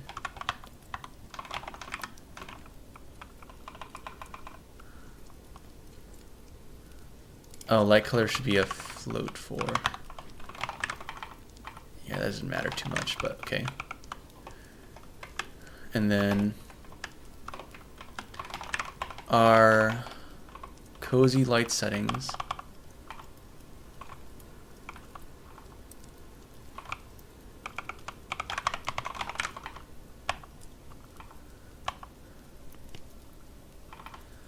Cool. And then an update, what we're going to do is we have these properties here. Point life. We should probably factor it in at some point, but we're not going to do that right now. We're just going to pack them as is. Point positions, point colors. That's the things we're going to be using.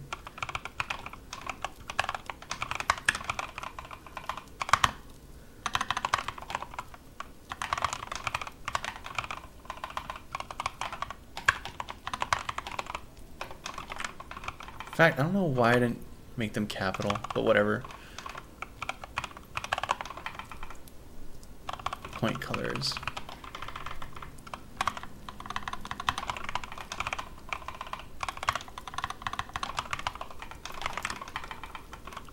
Cool.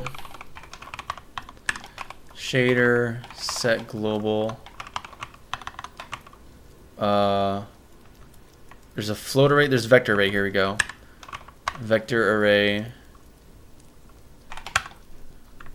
Point color, or point positions. Point.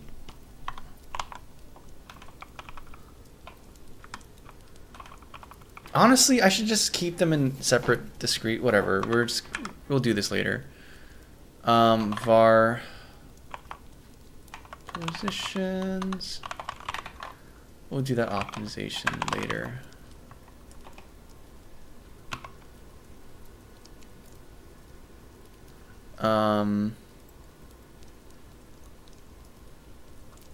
Select x.position to array.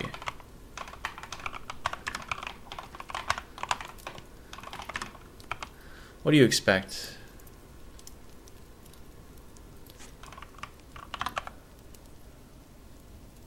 A list of, really use a list?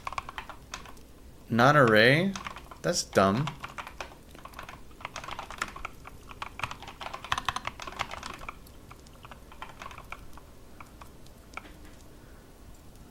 Okay, what's the issue here now?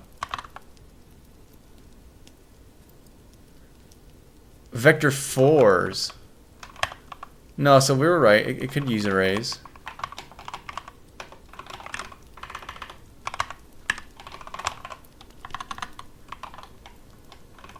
Really have to do a vector 4? That's dumb. Well, that's simple though. We can just make this a vector 4 and it should course fine. And then colors.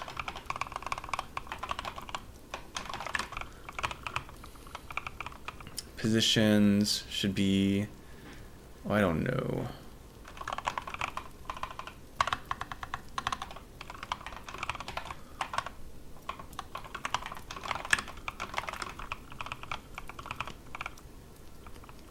What's the issue now? The color has to be float 4, whatever. Whatever. Okay, and then what's the next thing we need to do? I think that's a bare minimum for what is needed. We're gonna make this 3 for right now. Keep things easy and breezy.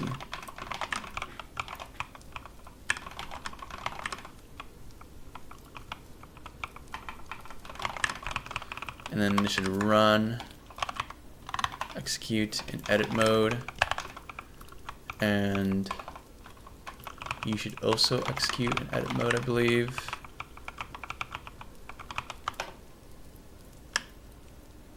This is gonna be either absolutely terrible or magically good, and it's not magically good, which is not a surprise, honestly. Light source, cozy. Point light, it doesn't matter.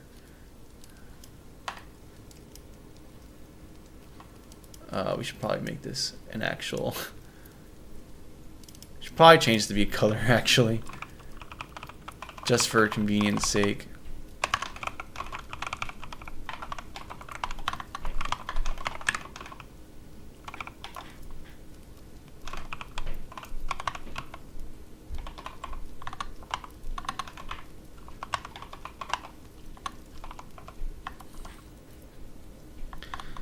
I know there's a way you can cast colors to Vector 4.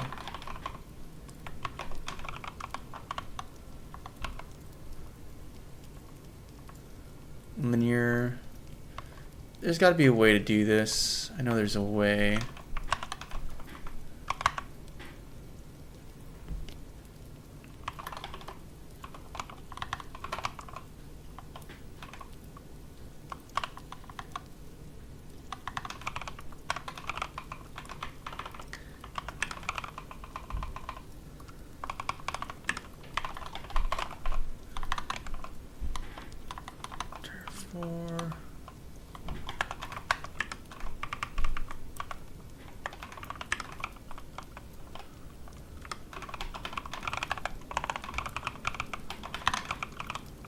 Please get out of my way. You're not actually being very helpful.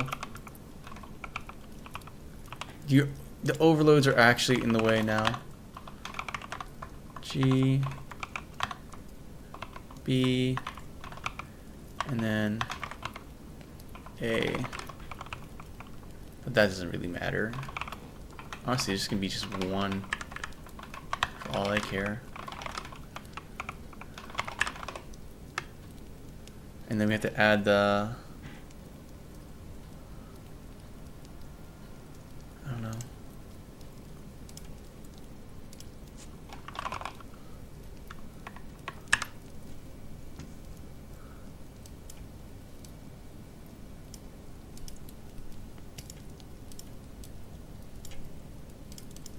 Okay. Oh. Like composite X, Y, Z. Oh, is light composite okay, fine. You win.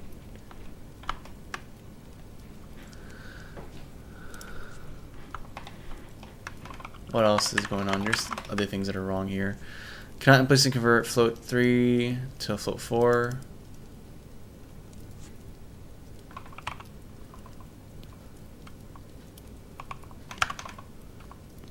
Screw it. Okay. Are we on to something here? Ooh, I think we are actually. Oh my goodness. Oh my freaking goodness. I mean, it's not getting the correct albedo color, but it's something. Now, what if we do multiple? That's going to be the real test here, right? Is what if there's multiple light sources? And they're not.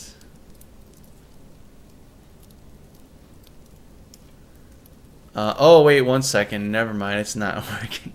Because I have this component on here. This light receiver. That's not a thing anymore. But it's still working, so I'm assuming something here is working correctly.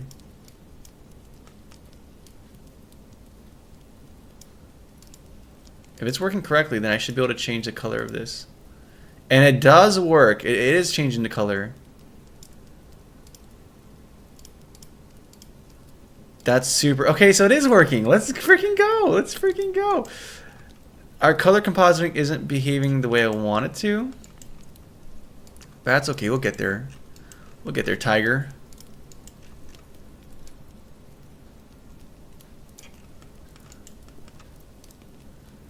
Let's actually draw a gizmo so I can see where everything is. Light receiver, cozy point light.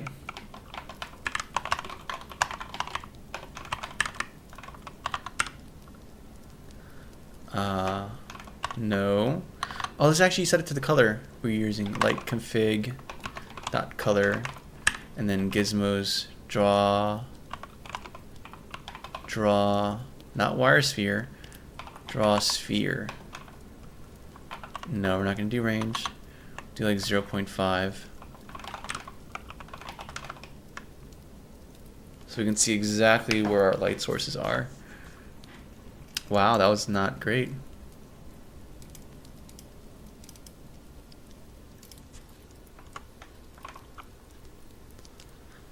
Not set to an instance of a game object. It should be set to an instance of a game object. I'm not sure what you're talking about here, buddy, pal.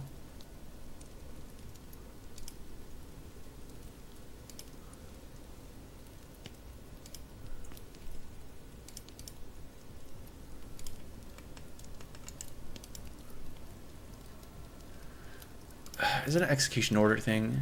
1 second. Project settings.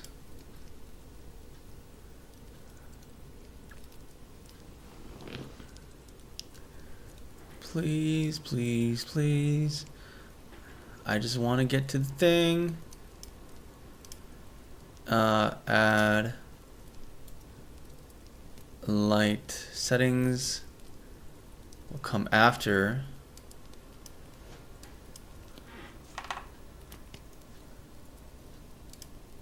Actually, you're going to come here before default time so that we can make sure this instance is set before anything else. Really? 19 cozy light update index.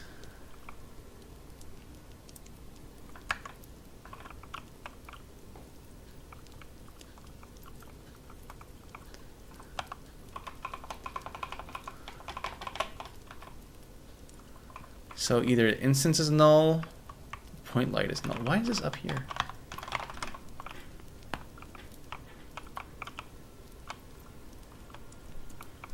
How is this null?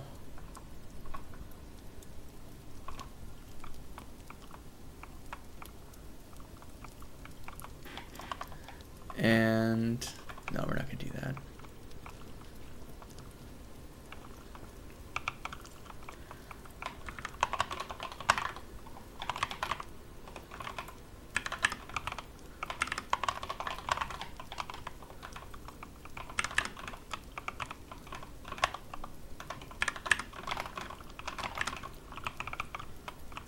Enable. What are we going to do here? We'll just do this again. And then on the cozy point light, we'll do our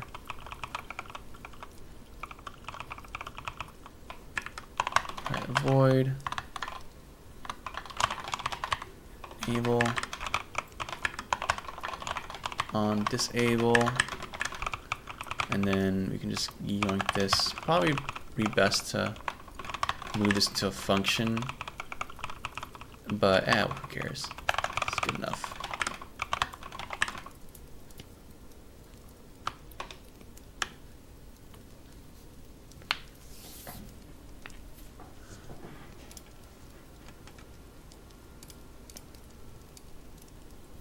Oh, are they blending? They're blending! Our light sources are blending now. Oh my goodness. We have light sources blending different. Oh my god, dude.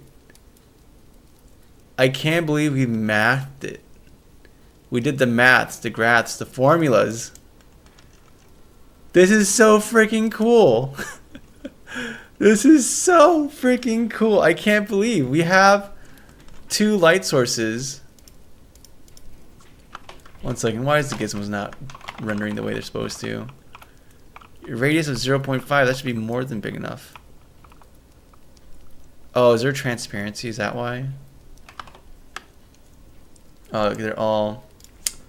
That's dumb. Why does it always default to... Nope. A transparent value. That's stupid.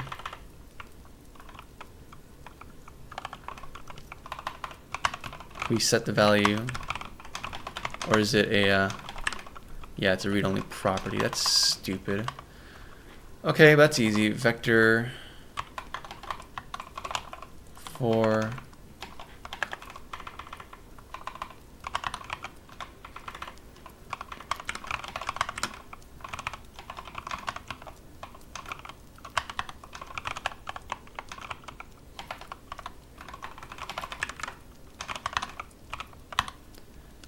GB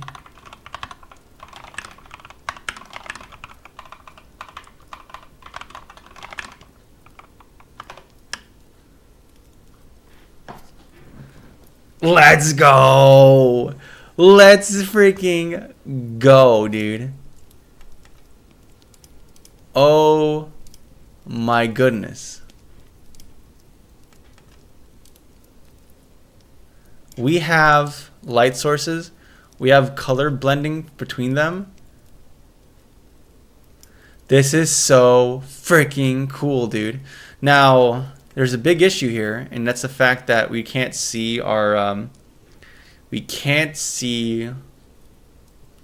base texture. So we have the light sources, and they're blending correctly. So the little math we did today works perfectly fine for what we're trying to do. However,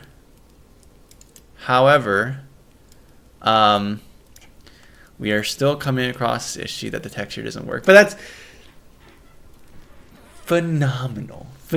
This is not using Unity's lighting at all. This is all our lighting, baby. This is all our lighting. Zero Unity lighting. All our own custom stuff. See? Custom light point, cozy point light. Our own custom rendering pipeline. And honestly, when I eventually go back to work on my engine, I'm probably going to implement something similar like this. Probably the same exact idea.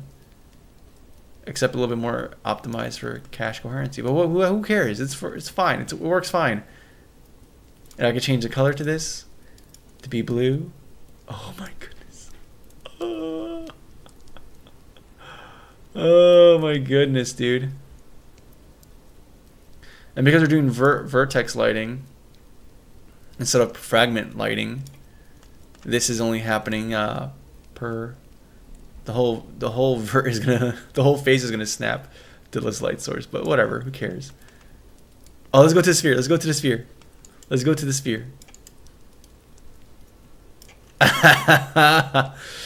Oh, it looks a little jank actually, but I still like it a lot, dude. I still think it looks pretty sick.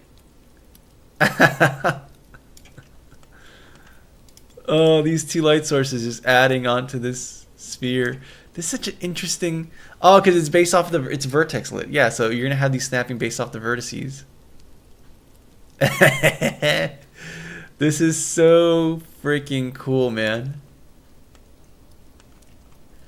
Now we just need to worry about getting this texture to be visible. But this is such a freaking cool advancement, man. This actually works so freaking cool.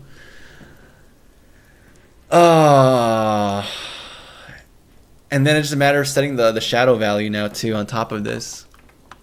That's the other thing. Light receiver, cozy point lighting, and now we have to do cache shadows. That's gonna be the next thing. That's gonna be a whole freaking thing. But I'm gonna do that only with the point light, or directional light, not like the point lights. For what I want to do, I just want the point lights to cast shadows, not the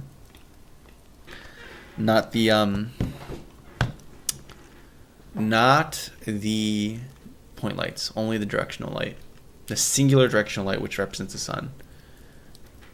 Oh, this is so freaking cool, dude. This is so freaking cool. I cannot express how cool this is. Oh man. Okay. Got the out of the way. Now we have to address this elephant in the room, which is if texture is not showing up, or it's showing up only in the in-between spots. That's not good. We still want our texture to be visible. So if it's less than 0.5, we return this shadow color alert to the color based off the luminance. Oh, we're not using luminance.x, are we? Does that fix it? No. That would have been too convenient. But almost. Almost.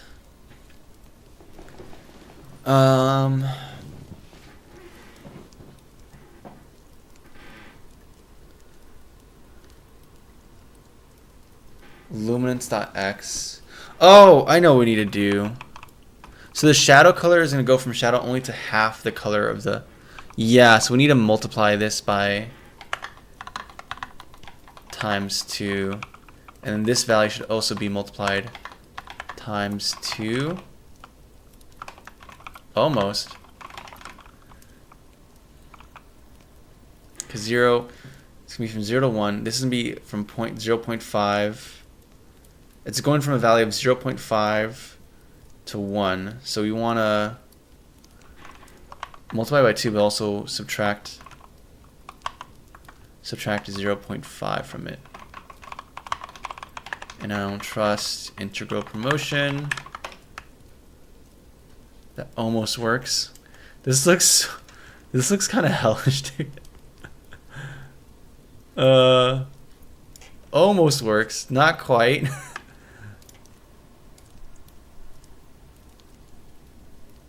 Almost kind of works, but not quite. At least the texture is coming up now, but that's still not quite what we want. Do we clamp the luminance value? I mean, it should only ever approach 0. Like, it should never go above 1. So what? It's greater than 0.5 times negative. So you'd multiply it by 2. So from 0.5 would theoretically go to 1, but then go back to 0.5. If it was a value of 1, it becomes a value of 2. Oh. We may want to actually do this subtraction first. 0.5. Yeah, we want to start with a base of 0. So you actually want to minus 0.5 to it and then multiply it by 2. There we go. No, the texture still isn't apparent. It's still only apparent in like the cross sections of things, but why is this? I'm at global. Why is this not snapping the way I want to?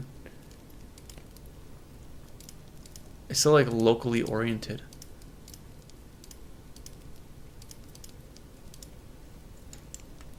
That's weird. Is this all oriented weird? Oh, world space is correct. Everything's under a weird orientation on the y-axis. I was so confused. I was like, why is this so weird? Why is world space not aligned to world space? It's because we didn't align this correctly.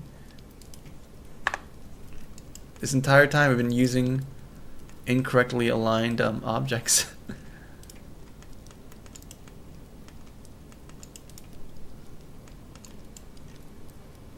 Am I going crazy? I feel like I'm going crazy. This is still not aligned.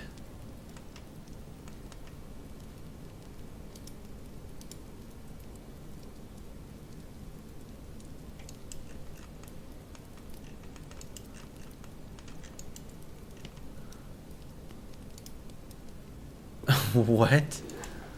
Why is this gizmo offset? I'm gonna go crazy, dude. This is actually gonna drive me crazy.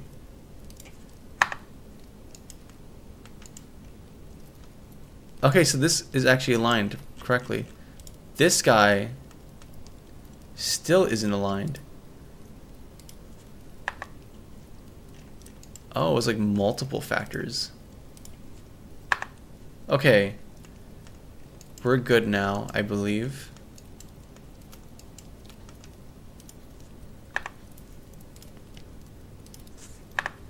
I was so distorted there for a second. Okay, I think we're good now. I think we're good.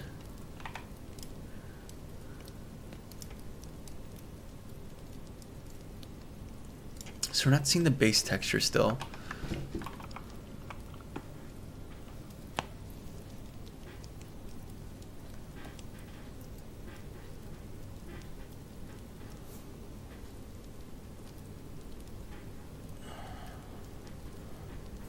Which is odd to me.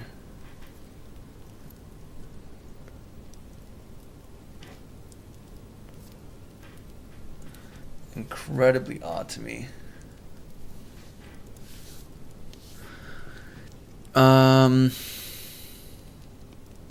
Yeah, I don't know why we're just only seeing the composite color and not the texture combined into this. Because even if you go all the way to the shadow, it's just still like...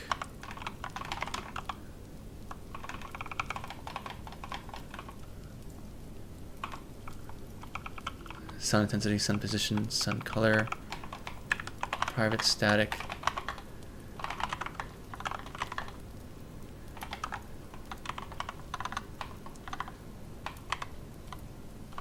Environment shadow. Environment shadow. I like that. And we're going to change this guy to be environment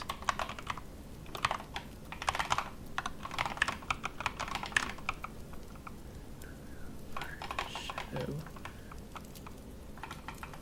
And then we're also going to make a public static, or even just a color.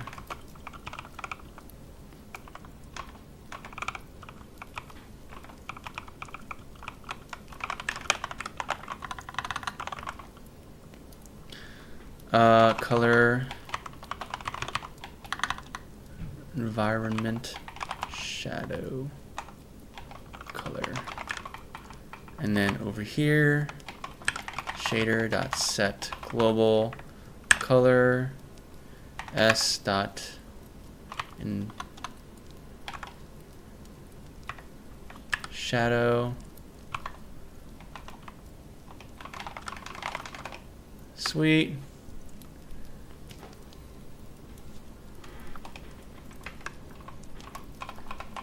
Shader. Now you're gonna have a different name. You're gonna be environment shadow.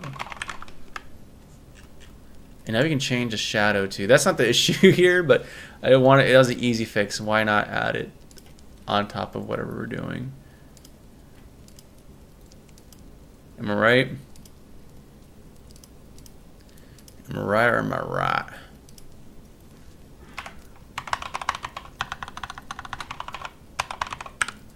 Lighting, and we can make this like whatever we want and get whatever kind of tone or texture. And the next thing we want to do is like some kind of lighting or fog, but that's not here right now. I also kind of have these things have more propensity towards because right now it's too linear. The window for our base color to come out is very small. I kind of have it to be more prominent. But I still need to figure out this issue of why it is that we're not having this color. Like we're just getting this pure color instead of instead of our base color texture. Okay, that fixes one part of it. Actually, that might fix a significant part of it.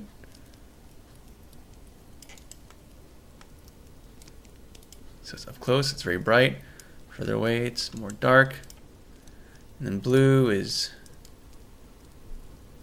let's make it red.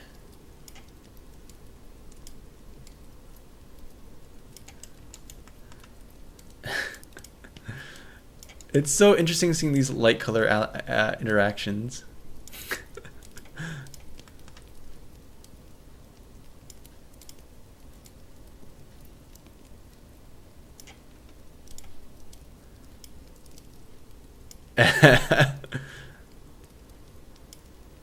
And then let's go back to our lighting.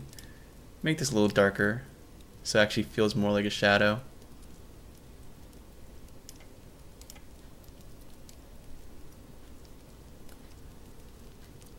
But yeah, it ramps to dark way too quickly. I'm noticing as well.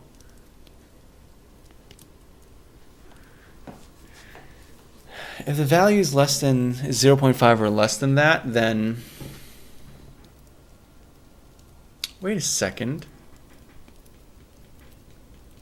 Illuminance X value is 0. That should be a shadow. No, we're doing this correctly, yeah, because we're going from 0 to a brighter color.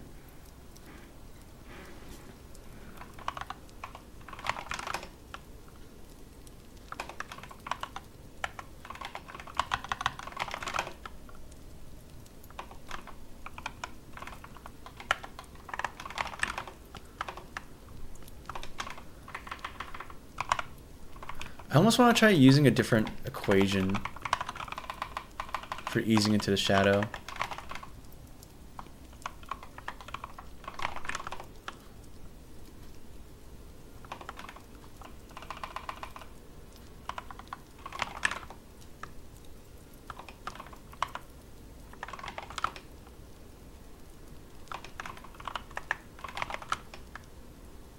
What happens when we approach a bigger and bigger number?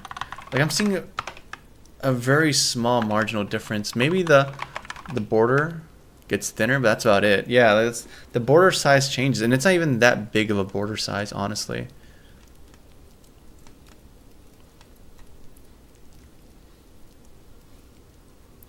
And it's still a super sharp transition into shadow. But that might be due to just the nature of the vertex. I may even just try introducing like a floor to this, where it never goes fully towards.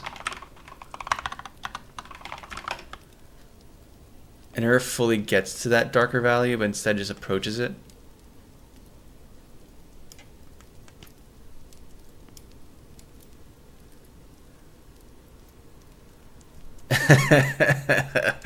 This looks so cool, man. I can't lie, dude. It's so freaking cool.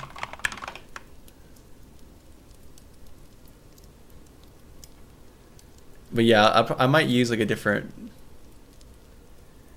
Yeah, it's because we're using per vertex. We're getting this gnarly behavior. Like if I make this a very dark color, it'll be more pronounced, but yeah. It's such an interesting lighting. Super realistic? No. Not at all. Is it freaking cool though? I cannot lie, it's pretty freaking cool, man. For this point. Oh, because I think it's yeah, it's trying to execute an edit mode.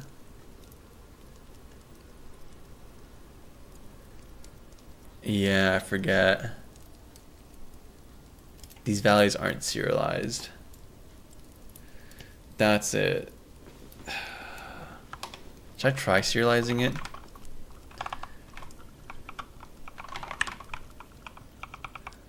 So that it's persistent across editor.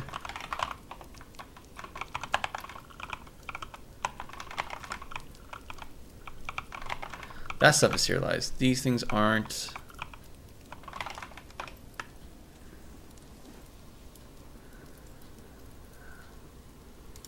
That should hopefully make it where... No, we still get that error in editor. But it works. Largely works for the most part. Oh, this guy doesn't work.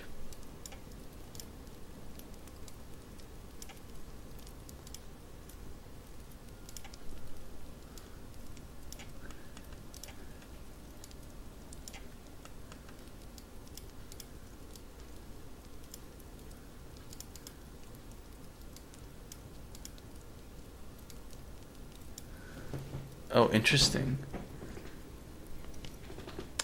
So that's some interesting behavior here between play mode and super interesting behavior between play mode and edit mode. This works fine in edit mode, and honestly, if I were to change some stuff, I imagine it would work fine in play mode. But the big thing is that we need this to work in both modes. That's the big thing.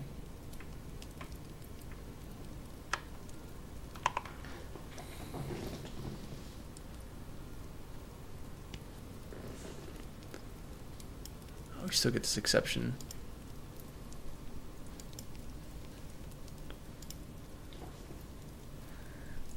I should probably remove the light settings, these serialized things, because now we want it to reset on. Okay, so this is a matter of like doing cleanup. That's the big thing we have to worry about now is cleanup in different mode and as we transition between different modes. That's fine.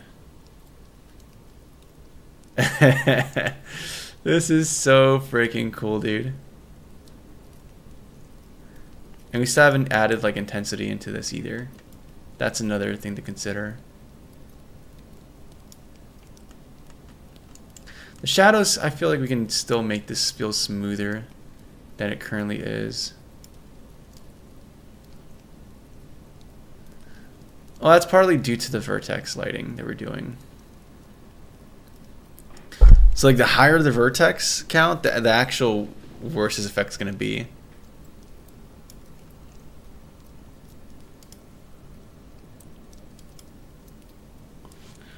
Oh, you know what? I know what's happening here.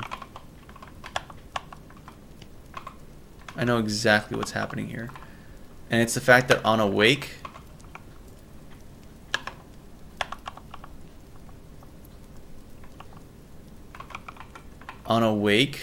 or on a okay, I know what's happening here.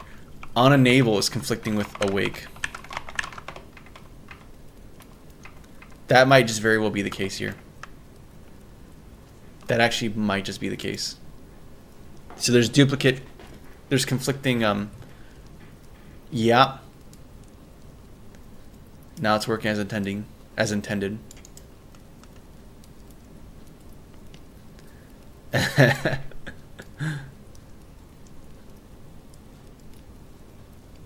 Oh, that's so sick.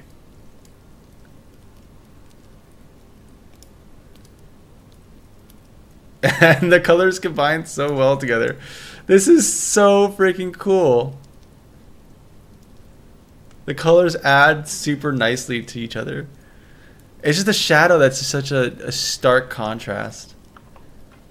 That's the thing I need to figure out here.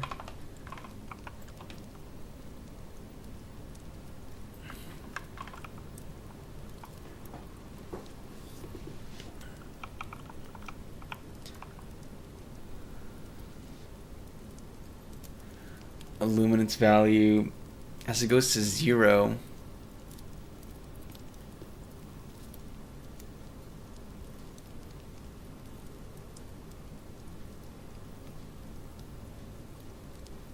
What if I play around with this threshold? Where it's like it has to be a luminance value of like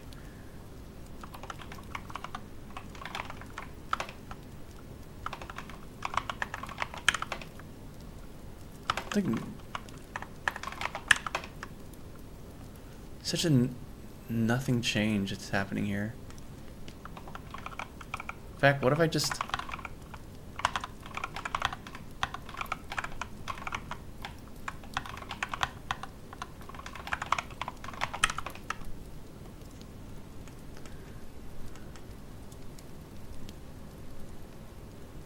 so you just turn the base color.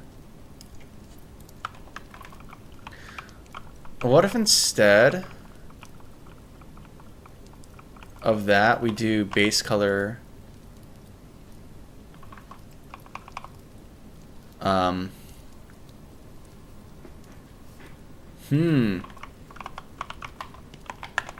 lerp inside of a lerp.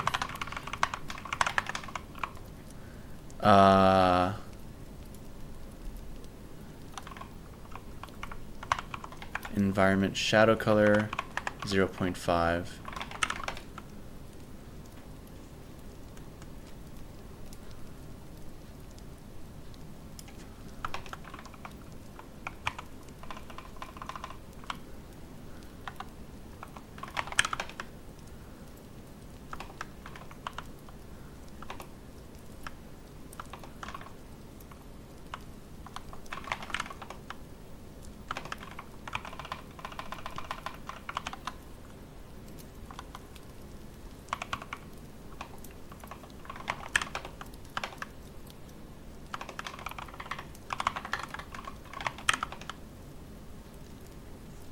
This feels smoother. Oddly enough, this actually feels smoother. And if we do sphere, not sphere, lighting, Set some environmental light source here. This actually doesn't look half bad, in all honesty.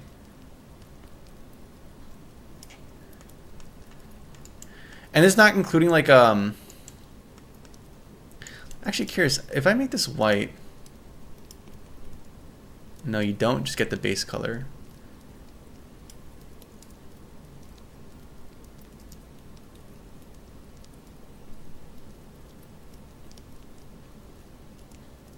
Interesting. Let me do something real quick. Let's play around with this some more. Because I actually like this more than this branched version of it, to be honest. But now I'm kind of curious as to what if we continue down this line of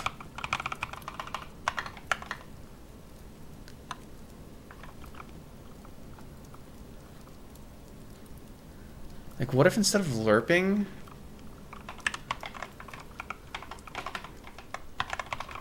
we do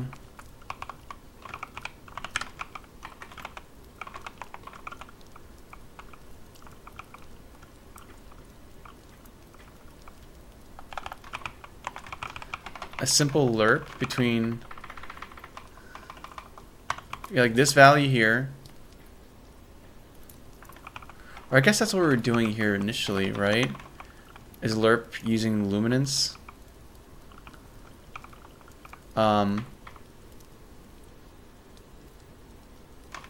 Yeah, but instead of use color, instead of just that light color, we actually multiply by this. So now instead of just additive, we actually are multiplying it.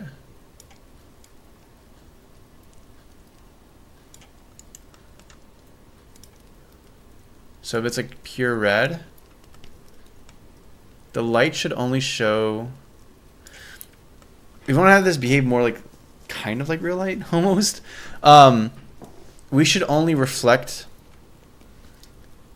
the red component of this color, and the blue and green value should not be reflected in this.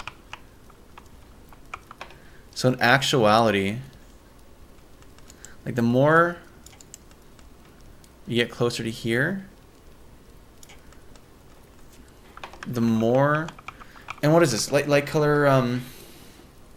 Is it doing like component wise multiplication? It should. I.light color.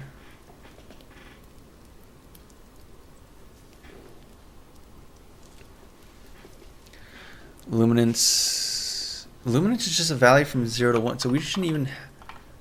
It should just be n.luminance. I.luminance. First of all, and then yeah, this is behaving This is behaving exactly like it should, where it's just only reflecting the red components of the color, the base albedo.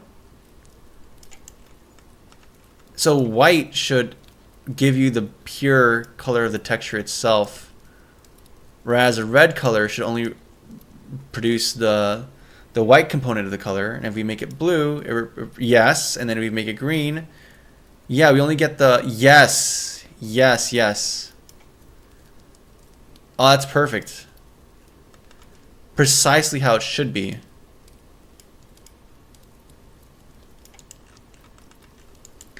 And if we bring this over here,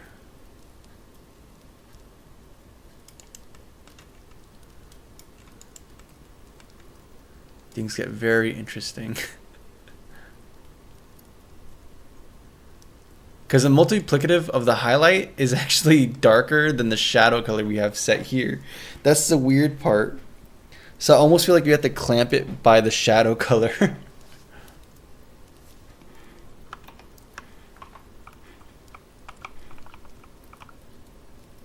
Like almost, yeah, I think you actually do have to do that.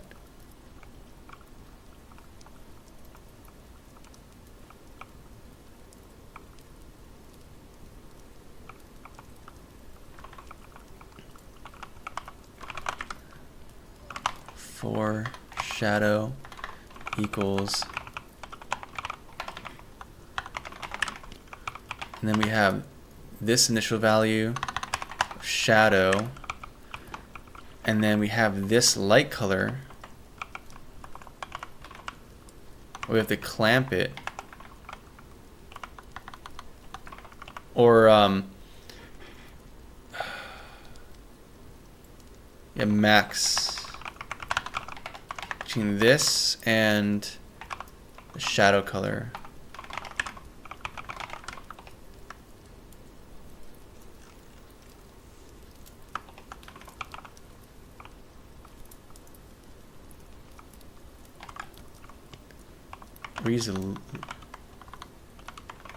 I think it should be max. Yeah, because you're still.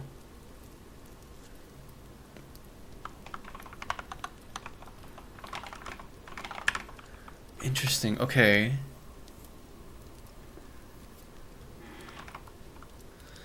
Oh, this is interesting.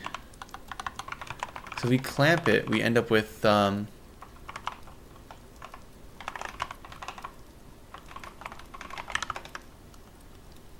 yeah. Shadow's the lowest and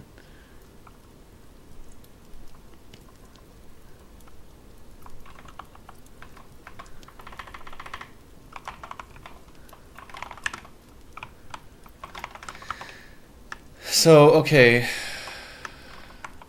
We can't do this.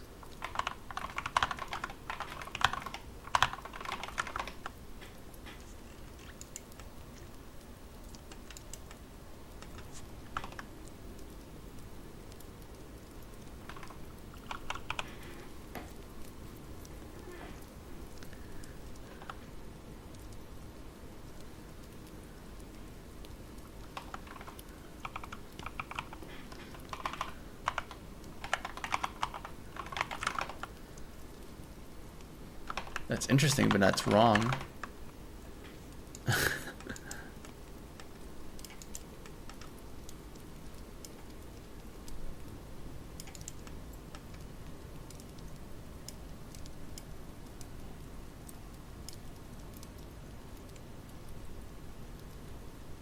But this behaved like lighting. This is so sick. It actually it's like behaving properly.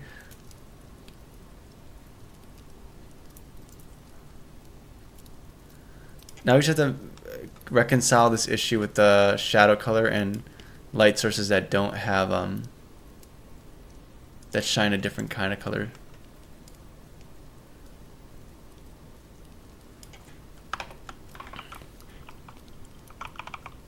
Or I guess we have to use a different multiplicative between light and shadow and use the max value between them before multiplying.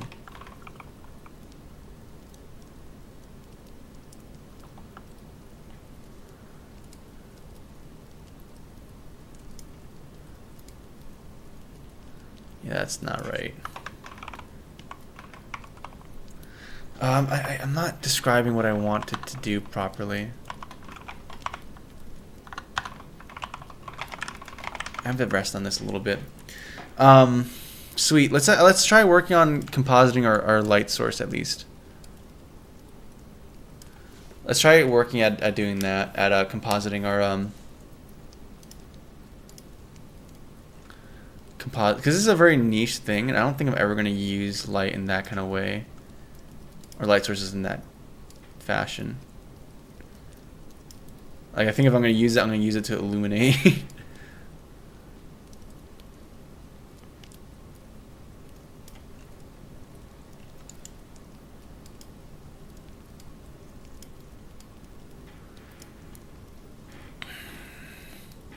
So what's the next thing we need to do here?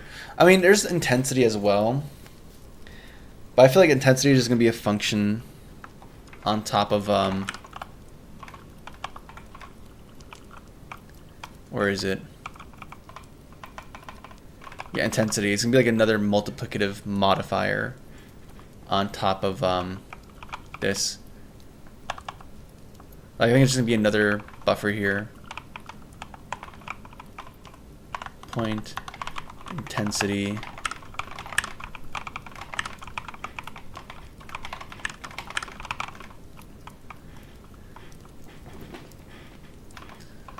light receiver.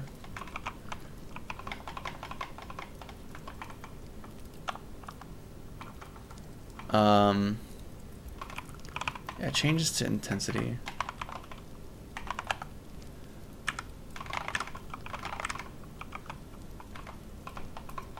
And then in point light data, or point light settings, we're just going to do another thing here of intensity and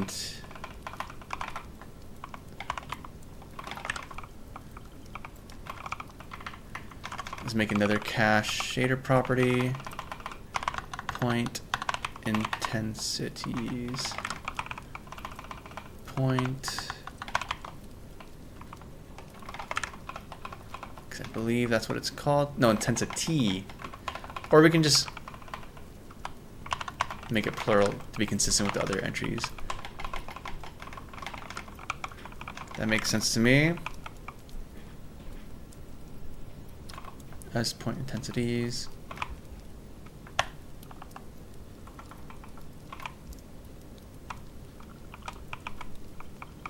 And then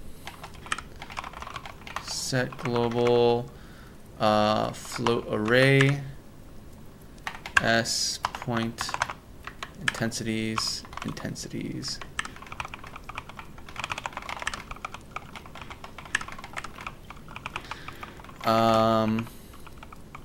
Yeah, and then we can make this like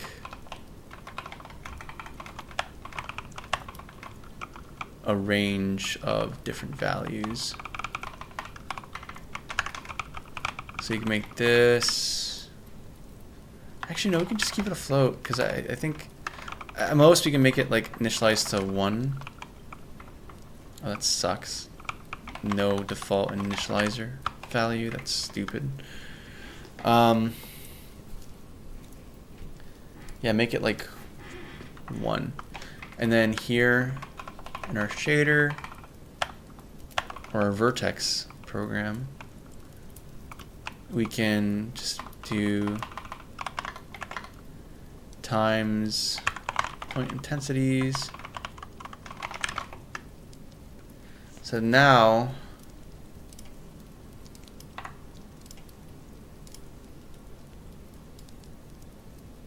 really?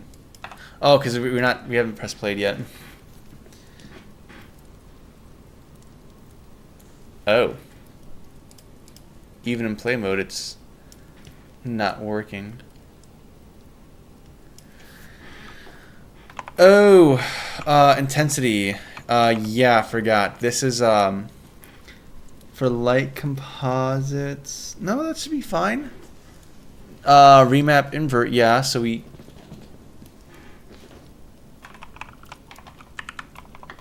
Zero equals bright.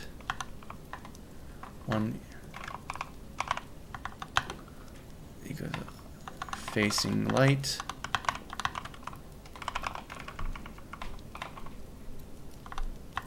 Way light.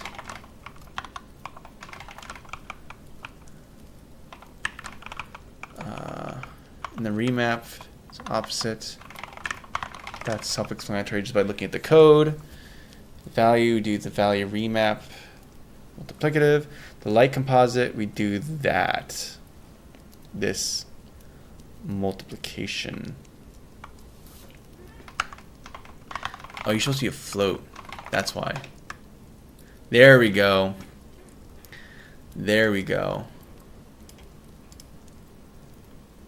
Eey. Okay, that's behaving like the way it should be.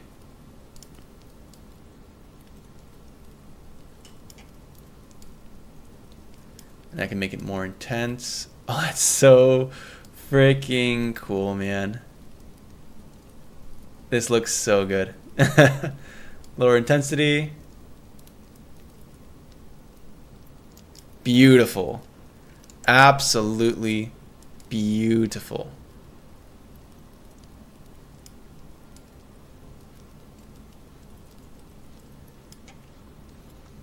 per vertex. So it should be reasonably performant, or at least not utilizing much GPU usage, yeah. Oh, this is so sick, dude. So freaking sick.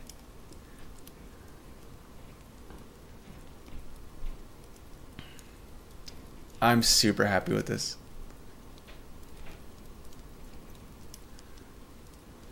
Alright, let's make a little icon to make it nice and personalized for ourselves. New 32 by 32. Make it nice and cute.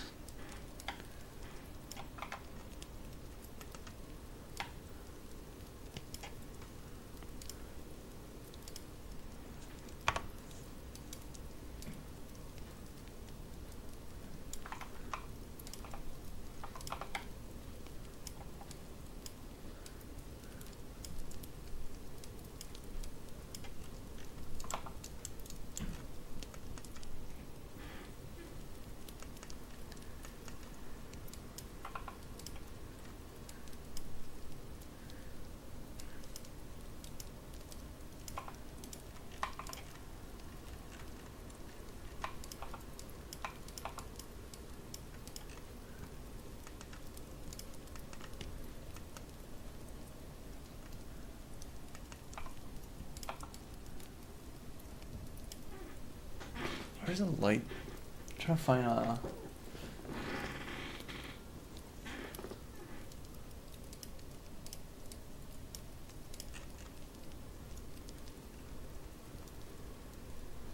There's light bulbs that have a coily thing, but... this is fine.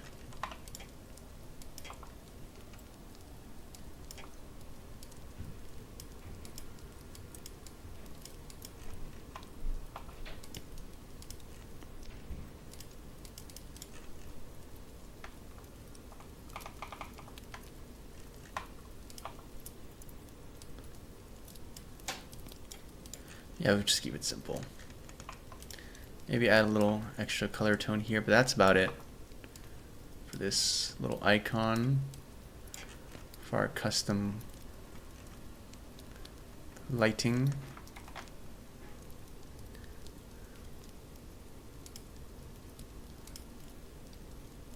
I don't even know where to save this, honestly.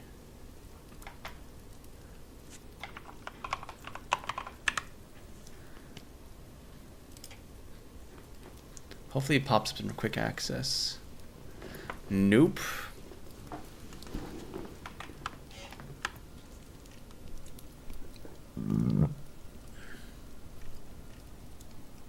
Not at all. Terrain Painter.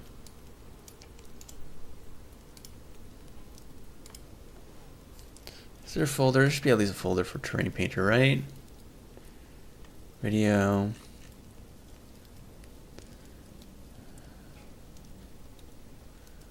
Yeah, nothing. None of those interactions are registered there. Progress, general, Cassie Cabin Games, Messy Mansion, repository, Messy Mansion, assets, terrain. I think there's features, Terrain Painter, and then there's a brush palette. Yeah, here's light. We're gonna move it into here.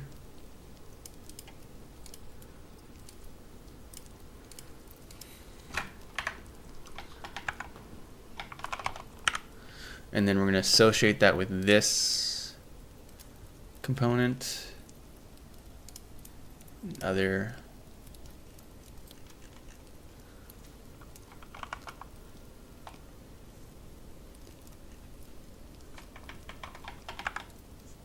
Here we go. Now they show up, yes. And we should also make this be normal. So point no filter. 32 by 32.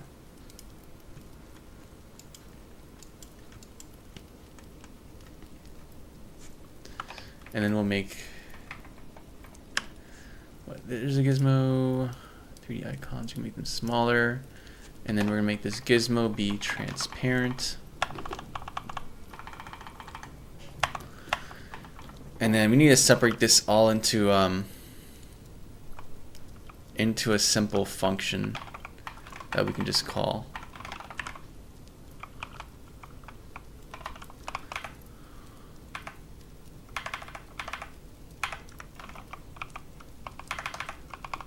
Can I not just rename this? Refactor this?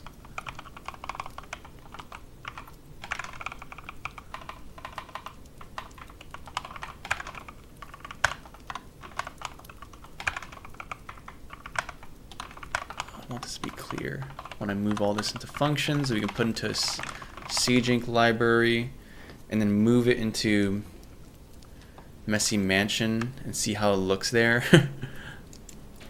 And yeah. Where's our light receiver?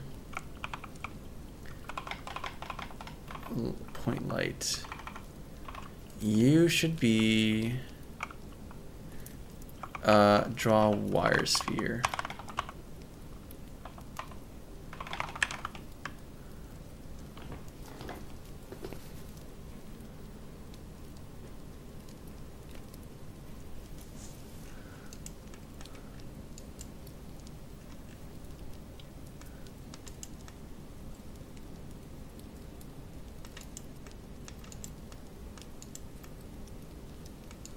Okay, cool. Normally you'd want to do a range thing, but or something to indicate intensity.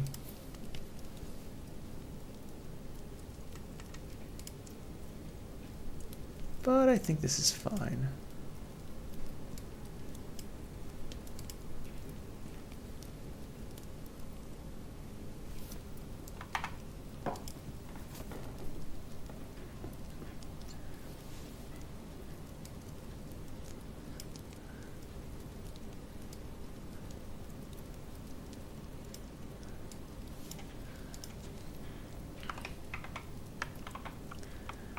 Radius, let's make it intensity. Light config dot intensity.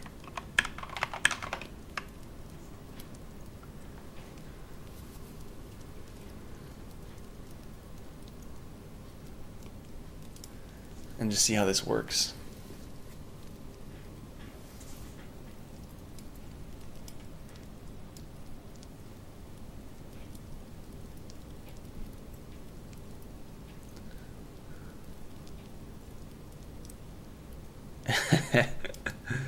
This is so freaking cool, man. Like, honestly, I mean, we're gonna have to do directional light because this is not the same as directional light because it decays the further away you go from it. But it's still so freaking cool to see in action, man. Let's see. Can I add a let's add a more complicated 3D model into here. What's the coolest 3D model I have at my disposal? Assets, fonts, features, level assets, Summerland. Oh, there's a props thing. FEX bench, Mount Fountain Bowl, yep.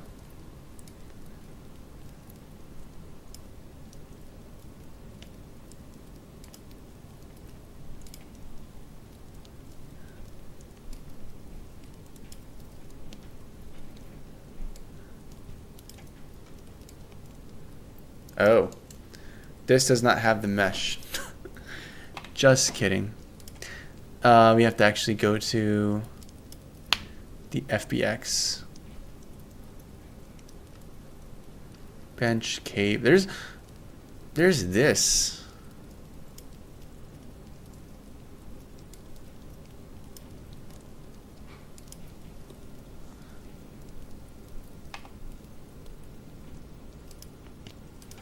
Okay, and then let's go to our cozy lighting system. Oh my freaking goodness, dude. Look at the way the light sources interact with this. Okay, let's press play first. I forgot to make this edit mode. Dude. I make this bright. You can have color here.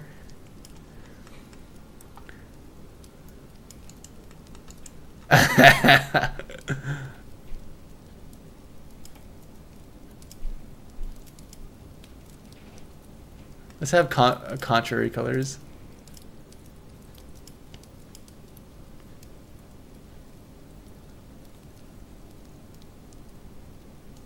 Dude.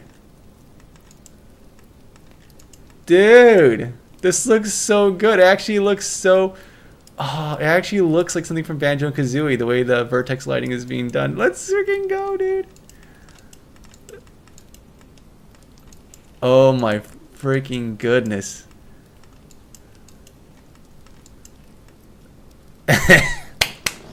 Let's go. I'm so happy. I'm so freaking happy. We have our own rendering pipeline. 0 Unity components. All us, baby. All us. Now we just have to do cast shadows. That's the main thing we have to do now is cast shadows. But that's easy. That's easy. That's easy breezy cover. Okay, maybe not easy. We're going to have to figure it out. That's going to be a whole thing, actually. Oh, looks so freaking good. It straight up looks like Banjo-Kazooie stuff or N64 stuff. Let's make the texture actually be. Now, I just want to get this into our game, A Messy Mansion, and see how it looks in game. I'm super excited by this.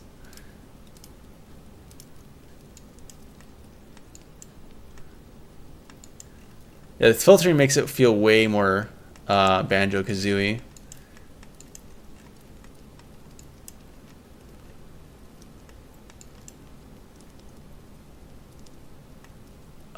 I'm super happy, man. I am super happy with this. Really not hard at all. It's just cool that we did it.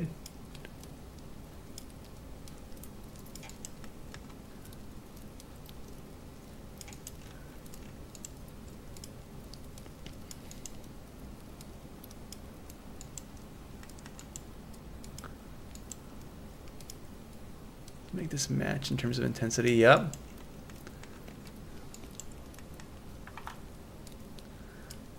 And make this a pinkish.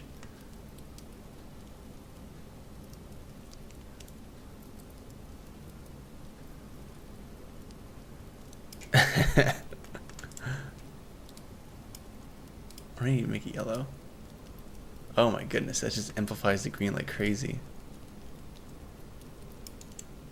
I'm very happy.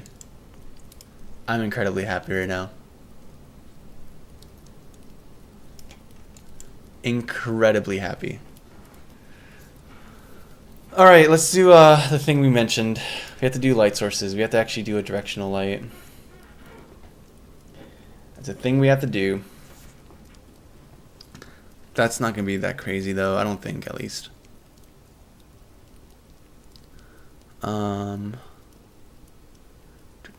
Cozy light system. So there's cozy point light. We have to create a new C# script. Cozy directional light. And that's more straightforward. Honestly, it just kind of contains some similar information to this.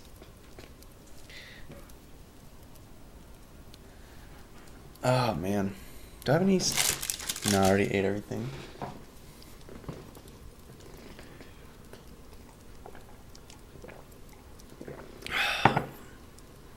Okay, let's at least start preparing this to work as function calls within like dedicated function calls. So it would be fixed for light pass and you pass in our color albedo. We're going to spit this stuff out. And you pass in i.uv.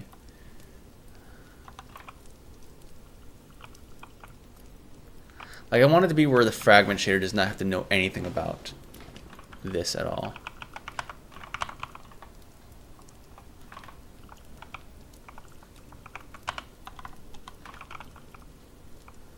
Is there, actually, let me check something. HL, SL, pass another struct into frag.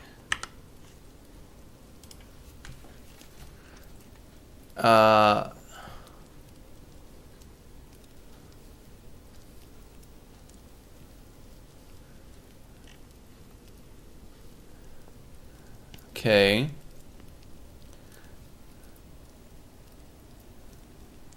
C buffer matrix CB. What are these names?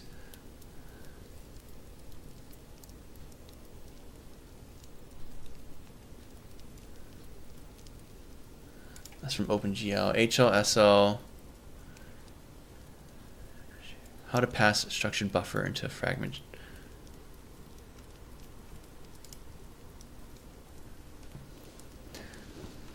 Okay, let's see what this guy did. I'm not looking for a structured buffer. Int resolution. Structured buffer float 4 pixels. No, we're not looking for that.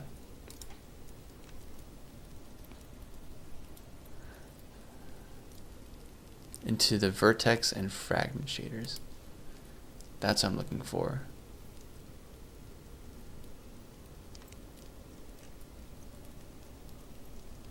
No. That's for Unreal too. No, Unity. Pass another struct.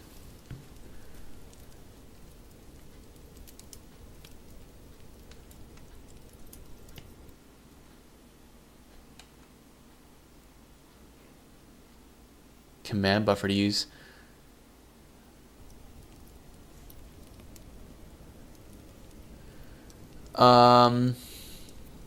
Use cbuffer or use cbuffer start name, cbuffer end macros for that. But they are called cbuffers. Okay. Okay.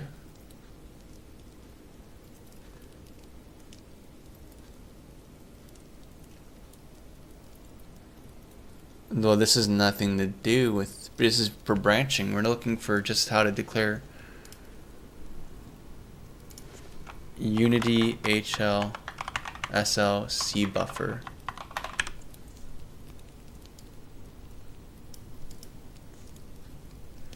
I'm using it for a fragment, but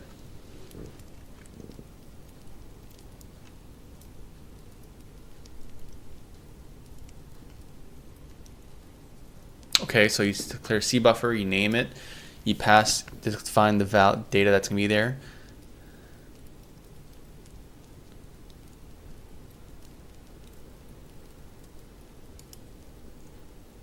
Okay, no, it brings us here. So there's something here. I'm just not seeing it. Shader target, Unity version shader stage, Unity pass.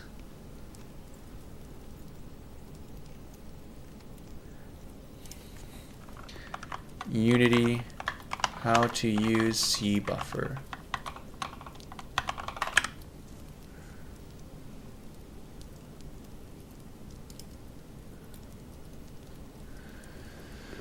Instance in my existing shader, everything worked fine as long as my C buffer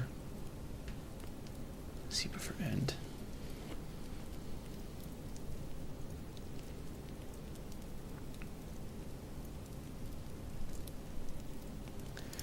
Okay, let's just find an example. Unity HLSL C buffer example.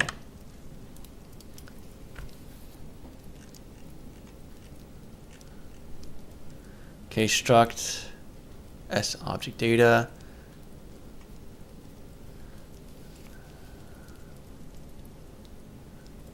S object. Okay, so you declare of the type struct. B0. Camera. Okay, so that's how you register this. And then in this function, S object data, it takes things in.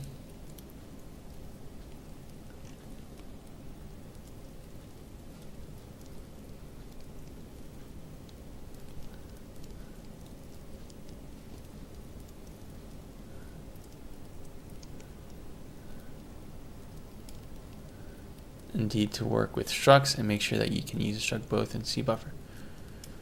Yeah, because I don't want to. I could make it where you pass these values in, but I want to make it where you don't need to know about this stuff to get hooked into the shader pipeline. But I guess I just say screw it because I'm writing it. I know exactly what we're doing. It just would be nice if we can keep things very simple. Because the less I have to remember, the easier, and the less bugs you run into. Hello, constant buffers. Constraint variables used during low latency access, enabling frequent updates from CPU. I'm not doing that. Am I? I guess I am. Alright, you define a CBuffer here. We define a struct. Cool. PS input.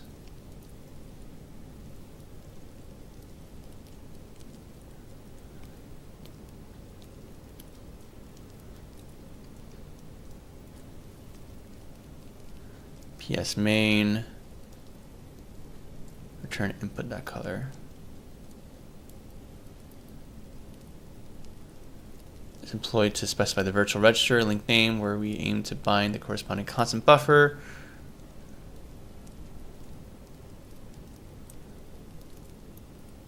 And they're using C++ code for this.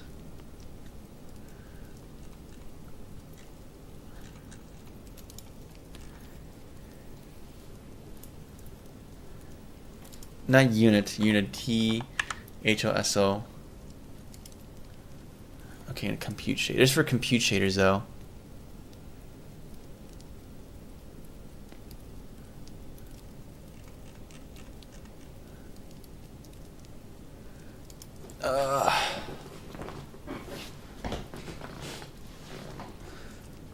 To compute shaders. Shader properties. Dog, I just want to use. I just want to pass a struct, man. I want to have all this float array information just pass into a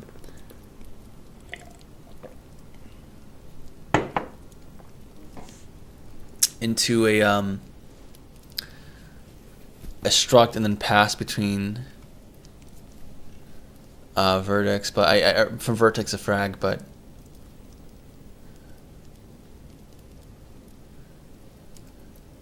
there's no CBuffer examples here.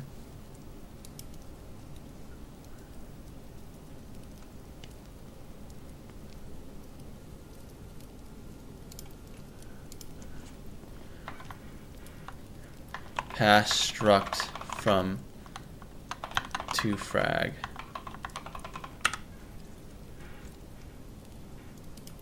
This might be the best example here, is passing is closest to what we're trying to do. Is passing a CBuffer into a fragment shader. So this guy does what?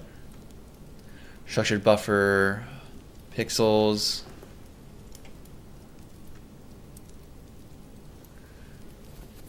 Resolution. Inelt. PS main.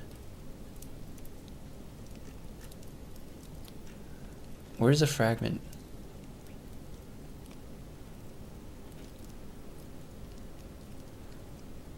Vertex VS main. Oh, okay. They're defining it differently. You're saying VS main is a vertex and then PS main as a fragment. Okay. That's fine.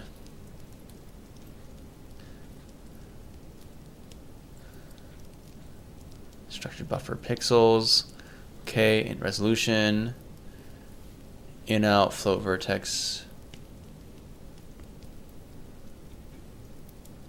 Float 4. But it's not using a struct.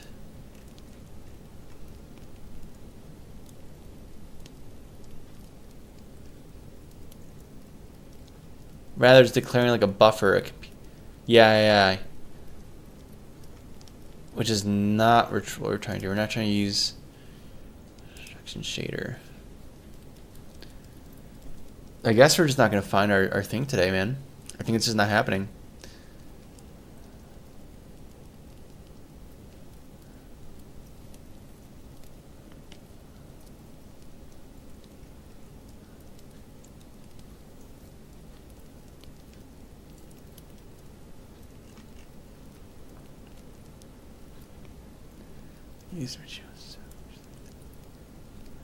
Okay, I don't care. Arrays to a compute shader, however.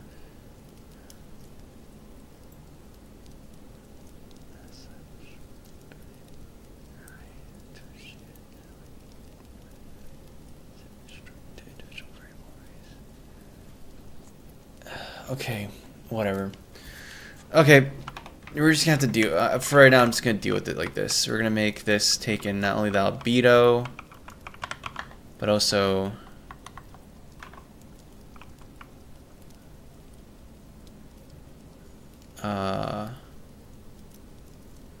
float luminance, and that's about it, I think, actually.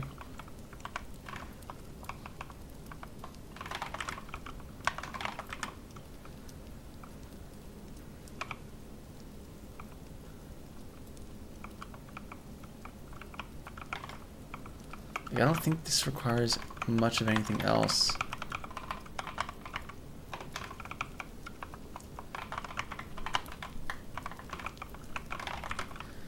Oh, and then light color as well.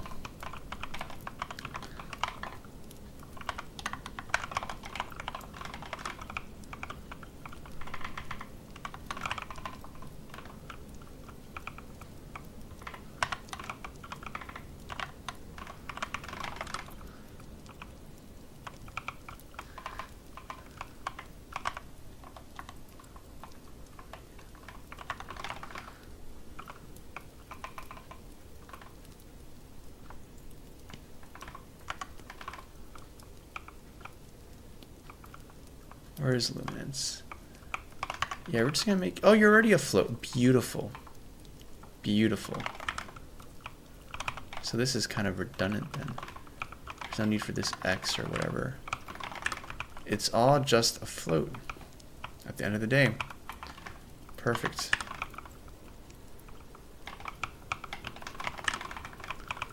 And then instead we can just return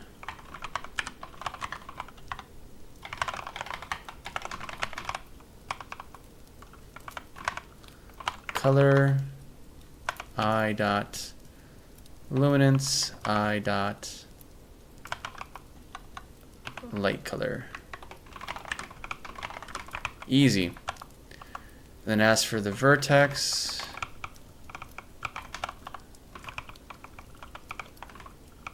we'll do that here. We'll do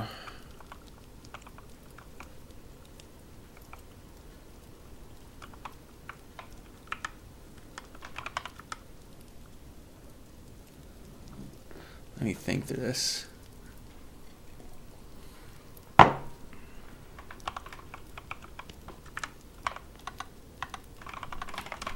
I'm trying to think what this actually needs.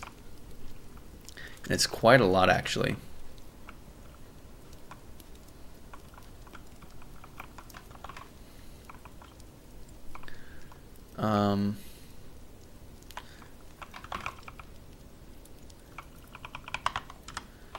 Fixed for, no, void, vertex path, vertex light. And honestly, we just need a V 2F.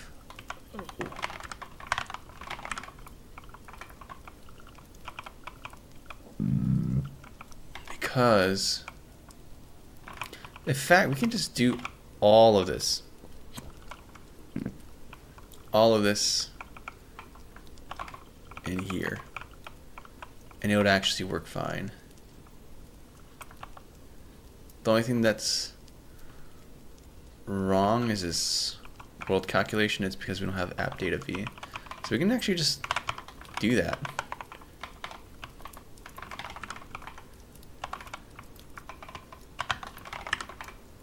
And yeah. Vertex light. O. Because a lot of the data is stored in the uniform. In all honesty. So we can actually just get away with this.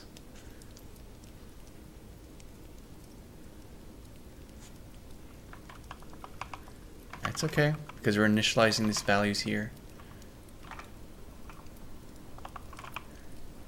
You have to do in out. So we know that we're modifying this.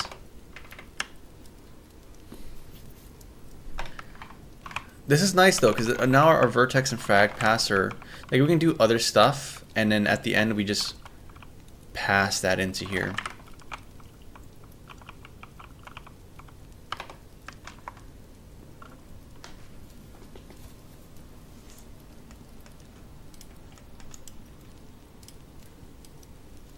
Yep, and it's working as intended.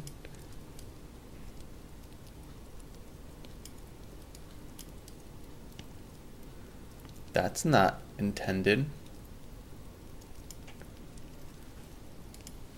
That's not right at all.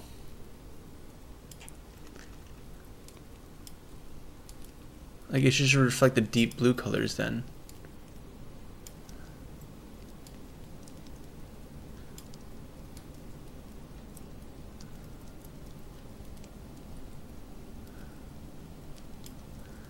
That's strange. And I don't think that's behaved like that before either.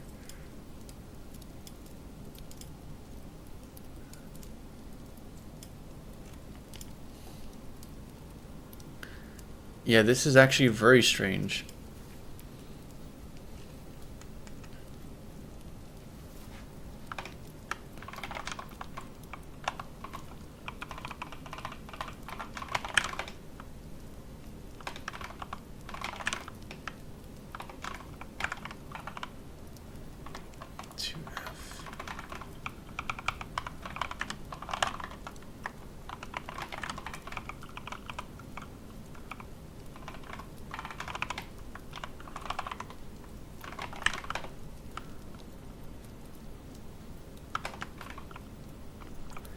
Something funky is going on here. Not gonna lie, something weird is happening.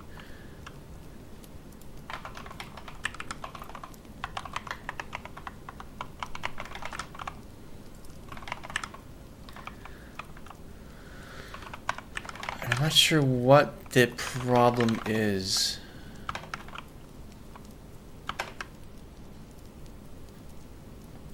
Because right now it's like lighting, it's responding to positional change, but it's not doing the color stuff that we saw earlier, where we can use like a color green, for example, and it'll be lit green. Now it just goes to 0. It's black. It just blacks out. And that's not intended at all.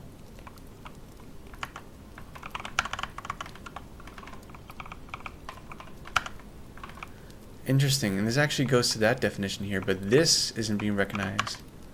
No, it is being recognized now.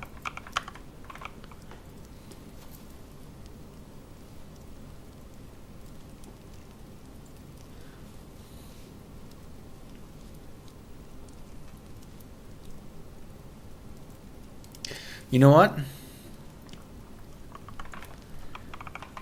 I don't trust this.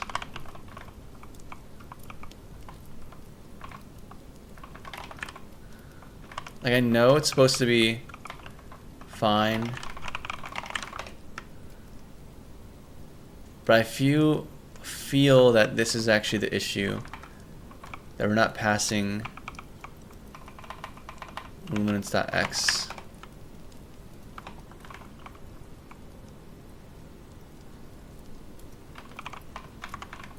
Oh, light colors. Oh, here's the issue. The light color is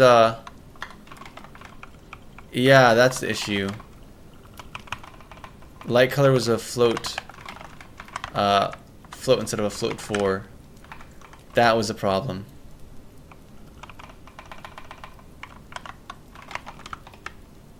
Now it's being lit correctly. There we go.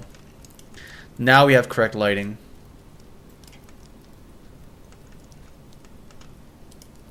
There we go.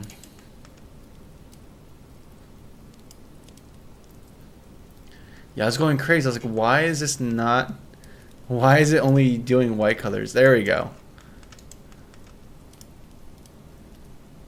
Nice. Very nice. Very, very... Now we can use dark blue colors and it'll work fine. Yep. The whole color spectrum should work fine with this guy. Beautiful. Beautiful. Honestly, I should just make this use like a V2F.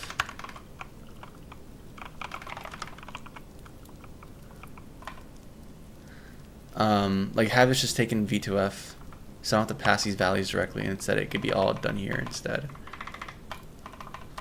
Like the only thing that would have to be passing is albedo. V2F in.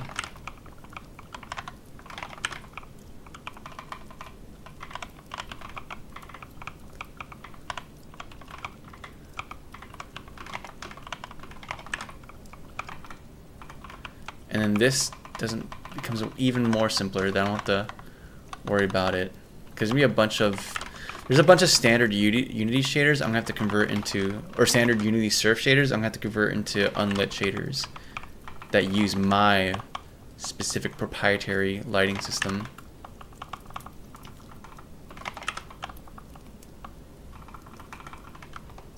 Kind of scared about this. Okay, and now we can start going back to our lighting. Our directional lightings.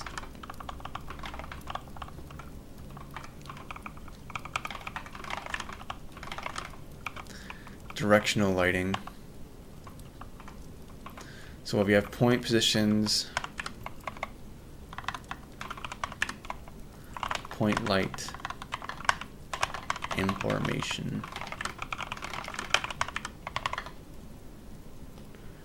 And then we're going to have we have point light, and then we have directional, and it's gonna be super simple, nothing crazy. Simply float 3, sun. I think I already defined this in the light configs. Yeah, sun position, sun color, sun intensity. It's all sun.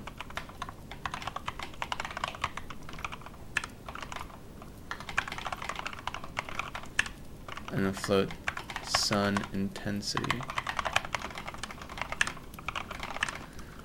Super simple stuff, important nonetheless.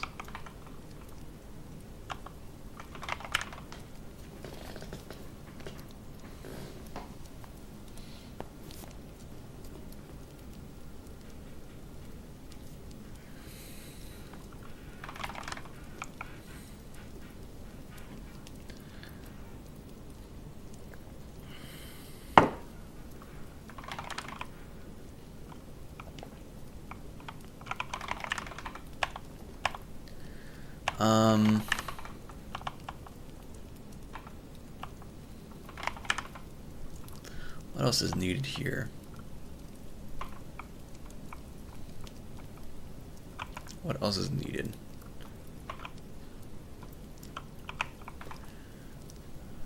We have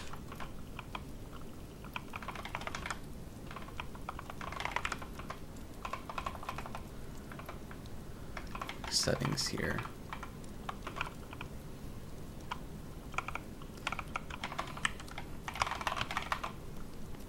Global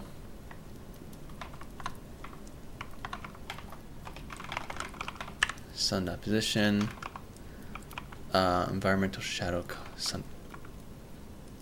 No, that's not correct. Not correct at all. We'll deal with you later. We'll call this here. Alright, thank you guys for watching. Hope you had a good one. I'll catch you guys later. Ta-ta.